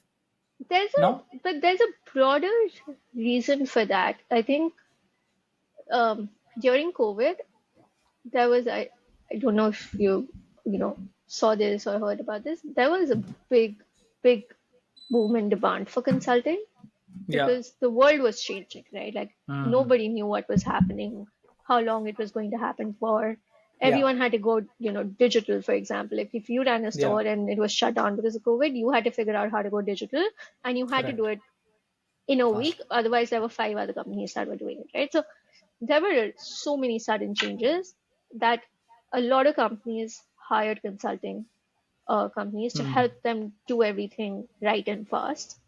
Yeah. And there was this big boom because of which there was lots of hiring in Yeah. consulting that happened. But then I think as the pandemic slowed down, things went back to normal and maybe there wasn't as urgent a need for consulting. At the Yeah. same time, interest rates are going up, Yeah. companies don't have as much money, so Yeah. companies are firing people Yeah. non-consulting. So Yeah. consultants aren't leaving, right? Like Bain, McKinsey, all of these companies, you go and you leave in 3 years, right? Like that's Yeah. what everyone did, but that hasn't Hmm. happened. So I Interesting. feel like consulting companies have found themselves in a spot where demand's not that high as it Correct. was, And people are not but leaving. natural attrition, which Yes. has always been true, is not Correct. a given. So I don't know if it necessarily means that the value of consulting's gone away. Yeah. I think there's just this unique situation, um, Hmm. which is leading to some of this change in demand and supply of both work and talent. Hmm. I, having now been in two different companies in consulting, I do see the value of having an external expert come in, Yeah. um, someone who's impartial, right? Like this, Yeah. I feel like when you're in a company, when you're working, it's so easy to get caught up with your job Yeah. that it's sometimes hard to find the time to pull back and look at the bigger picture and think about what needs to happen. And I think Yeah. consultants can help you do that very well. Yeah. So I still do see value in consulting. Um, I'm a believer, but I've also been in the industry Hmm. at two different times in two different companies. So maybe Hmm. I'm not a fair judge. I don't know. What do you think? You said you had I an mean, I opinion. see the value. I see after a point when companies get big, it is impossible to do things without external help because it's too complex. It's not about nobody knows the problem. It's everybody's Yeah, agendas are just not aligned. And either yeah, leadership is doing a fantastic job in making sure alignment is maintained, but most leadership is just unable to do that. And no fault of yeah, their own. Like it just, yeah, it's a very, very, very hard job. And yeah, at some point, you just need to bring in somebody who is not emotionally invested and is not, who can give you a very straight answer. And you can trust them that they're smart people giving you the straight answer, right? um, and a lot of times it's also about whose agenda we're going to follow. I can't say follow my agenda, right? Somebody else has got to say I follow Ruben's agenda, and that is it. And it sounds all weird, but that is life, and that is what humans are. There's no right answer. We just follow somebody's path, and we got to buy some. We get enough people bought in that, hey, let's follow this guy's path, Yeah. and that's a tool to make that happen. And it's important. Like, if you don't decide on Yeah. somebody's path, you're also going to go round and round. And I think Yeah. consulting gives you that. Do they give you the right answer? I won't say that. I mean, they give you enough leverage, or they give enough ammunition to get enough people behind a path. And Yeah. then we just pray and hope that the path is right. Yeah. And that is more important than just not having a path. So Exactly. And could a company have done it without the consultant? Maybe. maybe, Maybe but much not. harder. Much It's harder. hard. Just because It's it's hard. people. It's not about the answer, Yeah. it's just the people. Exactly. they It's are about the the, people. they are the It's about the blockers. communication. Uh, it's like life is not as easy as, Yes. textbooks or case studies make it feel, right? Correct, correct. And you It's realize so about sales, complex. right? When you're trying to sell, you're like, hey, this person has this agenda. They're trying to, this is their legacy. They're going to leave in 2 months, or they need a quick win when they just came in. Yeah. That's how you think about sales. So how do you do it? How do you align agendas? I mean, you just first understand what the agenda is. Like, when you're selling to somebody, you are in a way helping them with their goal. So, like, Right. my boss tells me, you figure out what their KPI is. What are they going to be measured at the end? What is going to make them look good by the end of the year? Is it that they brought something new? Is it that they saved a cost? Like, what is it going to be? And once you figure that out, and then once you know that, then you see if you can actually, if what you're doing helps them. Maybe they really Yeah. like you, they want change, but they're not, it doesn't like line up to their KPI. Or maybe they really like you, but they just not make that decision. Yeah. Doesn't matter how much they love you. Go to the person who Yeah. has to make that decision and figure out, like, how they're going to say yes Yeah. to you, right, based on what they want to achieve. Incentives. Yeah. Yeah. And it's very hard. But I've realized, like, sales is just a big part about that. And again, you don't have to push it through. If there's no clear objective, drop that. That's not an opportunity you want Yeah. to waste time in. Go to the next one. Yeah. So yeah. Okay, anyway, we've been at this for very long. So as we wrap up, uh, over the past 10 years, have there been any shifts in belief you've had? Something you believe Oof. very strongly when you were 21, and you've taken like 180-degree shift in that belief now in your early 30s?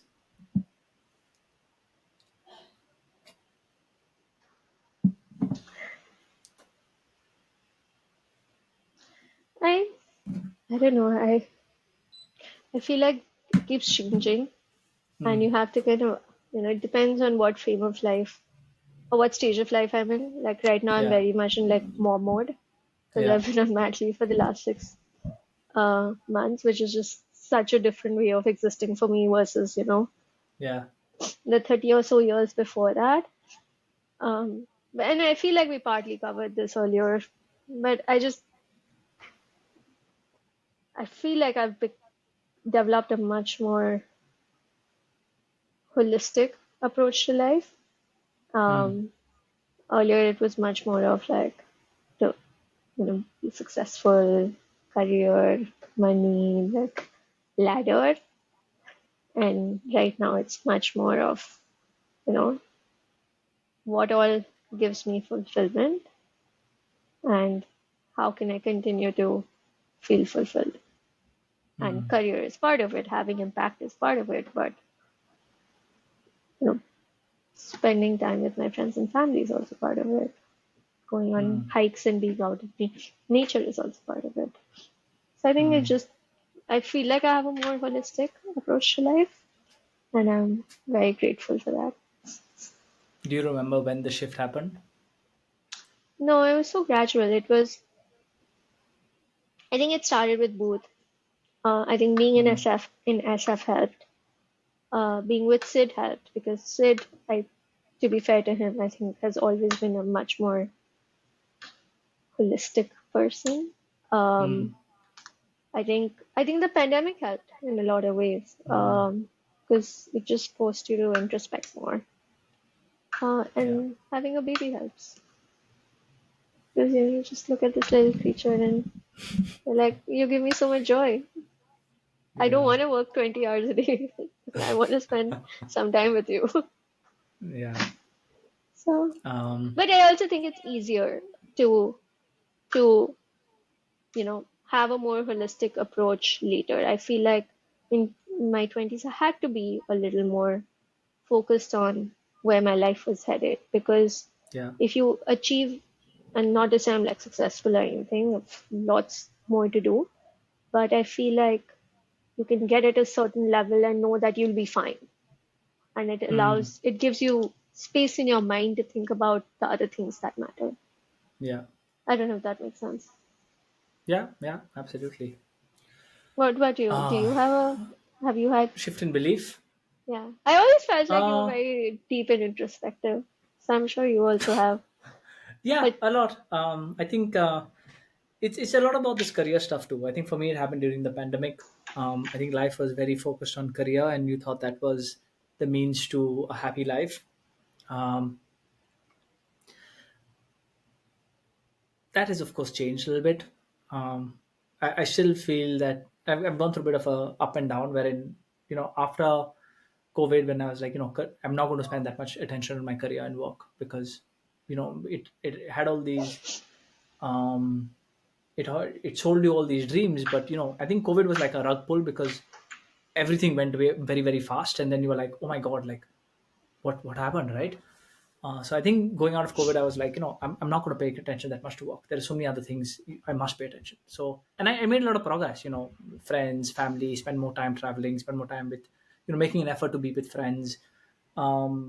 Health, like just looking at going like exercising and just feeling better. But I would say, 3 years out, 3 years out of the pandemic, I've maybe come back to a little bit that work is important for me. Like I really care about what I do. I can't just be like work is not important. yeah, It yeah, matters a lot to me. So which is yeah, fair. so I've gone a bit of like a pendulum on that one. Yeah, And then I think another big shift has been, I wouldn't say a shift, but more like an acceptance that, and Lewis, I think, put the phrase out, which I follow, is you can never be 10 on 10 or 9 on 10 on every aspect of your life. So figure out what aspects of your life are. Like for me, it'll be like, my work, my relationship with my partner, my friends, my family, health, hobbies. And as long as you're 7 on 10 on most, and then you pick 9 on 10 on like just one or two, that is what you should that's great. expect, That's because you're great. never going to be 9 on 10 on everything. Like you I might want to have agree. six pack abs, but you're not going to be able to indulge in like Yeah, Friday night beers, right? yeah, The choice is up to you. yeah. So Everything's a trade-off. yeah, it's a trade-off. You have 24 hours in a Yeah, day. So I'm just like, I'm going to be 7 on 10 on most things, and maybe the things I am on 7 on 10 change through life. For the yeah, last 2 years, I would say my work, I would say I was okay being 7 on 10. yeah, Now maybe I'd want to change that. Last 2 years, I yeah, was like, health was 9 on 10, family, friends, was 9 on 10. I yeah, wanted to spend more time, and now maybe that changes. So yeah, the yeah. goal now is I also feel like you can balance it through different years, right? Like yes, for 2 years you can say, okay, now I want to focus on 9 on 10 on correct, work. correct, Like right now, like for the past 6 months, I was like, I'm 9 on 10 on like being a mom. Next yeah, 10 year, I might be like, oh, you know, correct, it's fine. He's a 1 year old now. I can go back to like being nine yeah, on 10 on work. So yeah, that's absolutely. it's a Yeah, good as framework. long as you're not like 3 on 10 on anything. I think that's what you Yeah, of need to course. make sure that you're not. You Of can't be a three course. on 10 or 4 on 10 Yeah. on something. Yeah. So try to be a 6, 7, 10, 10 on most Yeah. things. 9 on 10 just And on you one, might have two. like minimum criterias. Like I feel like I always felt like I have to be a 9 on 10 on work. Now I'm like, okay, if I'm an 7 or an 8, Yeah, it might be okay. Will I ever be okay being a 5? No. yeah, But correct, will my relationship with Sid survive if I'm a 5 for a year? On that yeah, front, maybe. So correct, you have to figure correct. out your minimums. Yeah, figure the minimum. So yeah, that's I think been one big shift. I'm curious. One question. You probably Actually, talked to like, pause. You get to ask me a question right at the end. So I have one more oh, question okay, before okay, my cool, last question for you okay. is two pieces of advice you would have for Oof. 19 or 20-year-old Have I Nishta. not preached enough already? No, so just for Nishtha, not to the world. Oh, just finished her. 19 or Where, 20? yeah, 19-year-old Where Nishtha, was I? just 19, 20? graduating College. LSR. Uh, um, So preachy. But I feel like just don't over optimize. You'll be fine and it'll all make sense. Hmm. Take risks. Be happy. That's probably like five pieces of advice, but same bucket. Don't over optimize. Yeah. God. And why should you not say a 19-year-old is listening to this? Why? What is at the other end of over optimizing? That from what you have realized. I think I think when at different periods of time when I've over optimized, um, I think it's been me trying to choose the perfect path. And this Yeah. happened to me, for example, like in college. I was deciding between, Stephens, LSR, and CBS or something like that. Hmm. And I drove myself crazy. What is the perfect path? Which one should I do? What will it lead? What will it mean? Um, you know, what if I screw up by choosing the wrong one or whatever, right? It Yeah. wouldn't have mattered. It would have not mattered. I could have landed up at the BCCC from any of those three. Yeah. Some of my friends might have been different, but you know what? Maybe some of them would have actually been the same as well. So I feel like it's important not to, because you don't know everything. You can't know everything. So Hmm. don't try to find out everything, um, because things aren't going to end up exactly the way you plan them out anyway. And if you do over optimize or over plan, I think there's a higher chance of you being slightly disappointed when things don't work out perfectly. Hmm. And in reality, they will never work out perfectly because you didn't know Hmm. everything. Yeah. For all you know, COVID pandemic is gonna Yeah. come and hit you and like change all your plans. So Yeah. just But given now that you know plan, all of that. think, but Hmm.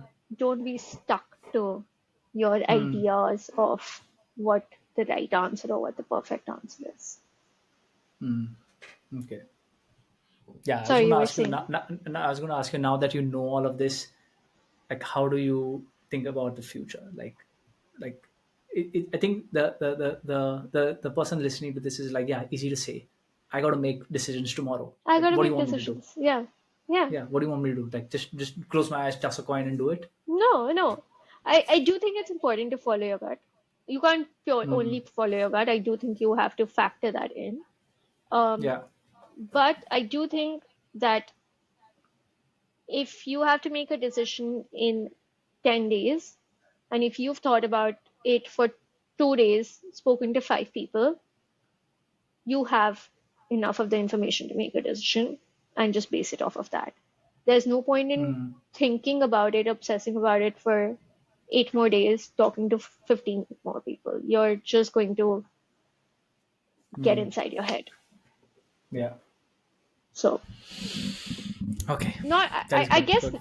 I guess not everyone does that. I just know I have done that. And Yeah. if I could change something about my past, I would Yeah. change that.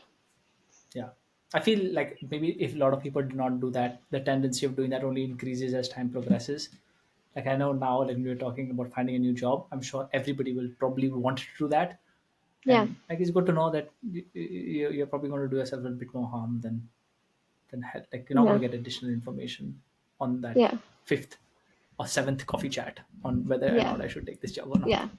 Yeah. Okay, Exactly. after all the questions I've asked you, oh man, this has been a long one. But Sorry. I know I'm a it is 10 chatterbox. years. It is 10 years since we last spoke. What question do you have for me, Nishtha? So more than about the 10 years, I'm curious, you've now spoken, how many people have you done the podcast with? 71. And I would imagine mostly people around our age. Yes, same cohort. Okay. What is one thing you hear a lot? Like every second, third person, like you hear this X thing Hmm. about, a learning from life or like belief or like what has happened. Hmm. Just what is something you've heard a ton, Yeah. And what is some, and you've done a bunch of Bain BCC people, right? A few. Yeah. What is something that's been fairly common amongst the Bain BCC junta? Hmm. So what I've heard a ton across all the episodes are a few things I think which stick out. Number one is this. I don't know how to articulate it, but this whole view of career was very important, and now that does not is not like center of everybody's life. That's pretty common across everybody. It still makes me personally feel, I don't know the right word to say it, but I'll be very, very crude, and it feels like everybody just gave up. Like you were like this, you wanted to change the world, and now you reach a point where you're like, fuck it. I know that is not No, no, that is not what is happening. sorry if I can interrupt you. It resonates because this happened to me.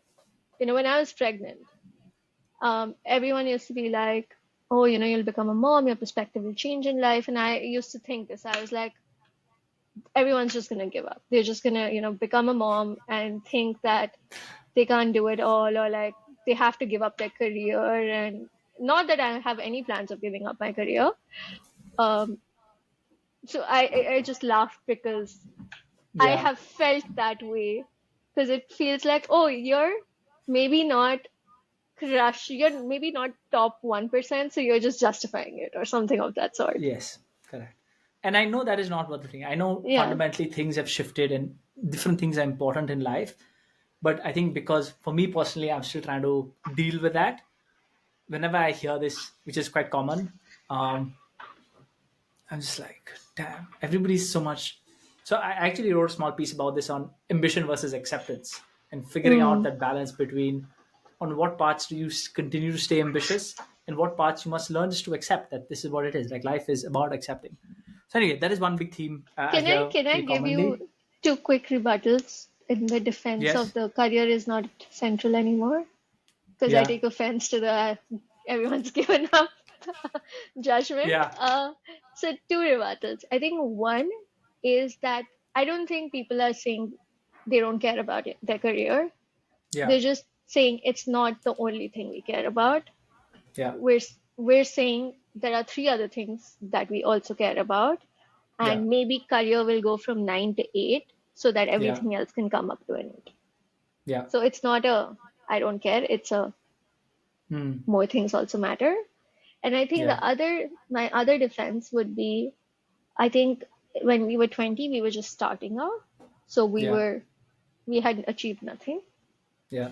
And I think maybe after a while, if you've achieved something, Yeah. not everything, but something, you feel comfortable saying that, you know, I'm not nothing anymore. I have achieved Hmm. something. Now I can start caring about other things also. Yeah. And I have enough faith in myself that I will continue to achieve more. Hmm. Yeah. So it's I maybe it's agree. maybe it's confidence and not Yeah. um, Yeah. acceptance. Yeah. I guess. Yeah. I mean, the give up part, nobody explicitly says it, but Yeah, it's just like, it's my interpretation, maybe that's based on that's fair. That's my fair. own introspection. That's funny though. The second thing which I think is quite common is yeah, just this, like nobody planned to be here. Like nobody had a plan that they would be where they are right now, and yet people are quite happy. And I usually ask them, everybody, then what do you do next? Like, so what's next? You never planned to be here. You're happy where you are. And yeah, I don't quite recollect what answers they share, but yeah, that's another thing which I hear across the board. Like nobody ever planned to be where they are, but they're very happy with where they are. They would not be anywhere else. From BCC, what's the most common thing I've heard? Or Hmm. felt or experienced, anything, just I mean, BCC, I've something just spoken to that like goes to. on in your head every time you talk to a BCC person. I think everybody's quite appreciative of the time there. I think everybody felt that it was a great place to start off their careers. They learned a lot. Of course, everybody felt that it was like, very a very collegiate environment, and that they always sort of remember that fondly. Um, yeah, and everybody sort of, I think there's just a handful of people, but everybody had a low point wherein they just felt like really, really dumb.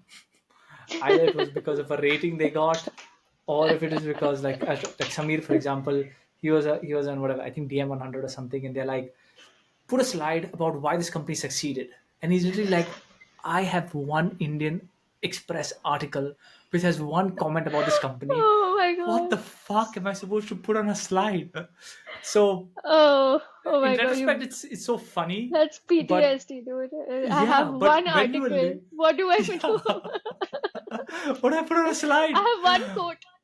Yeah, one code, and I got to tell the journey of this company, and it's just like so funny that. But when you were in it, it was just like life and death. But now when you look back, and it's just like, my God, that's hilarious. Yeah, And it just makes you think like, hey, what are things that seem like life and death for you today, which are probably going to be like hilarious 5 years from yeah. now or like 7 years from now. Yeah. So I think those are just something which is from the Bain crowd. I've only done Nice. like 3 episodes. I did with Darshit, but Darshit was like episode 3 or 4 of the podcast, so the podcast was Oh, very different.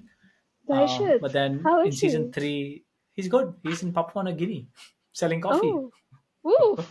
Yes, he's fully Good into for coffee him. trade. Yeah, and more recently I did one with PP, Priyanshi, and Samir. Hmm. But season 3, I think Nice. there'll be more folks from Bain. Um, so yeah, that's You it. should. I think you might enjoy talking to Chandrika. She's the founder now. Oh yes, Chandrika. Yes, I've been seeing her post on LinkedIn. Yeah, yeah. Also, She's somebody also I in fintech. reconnected with. She's an Yeah. SF.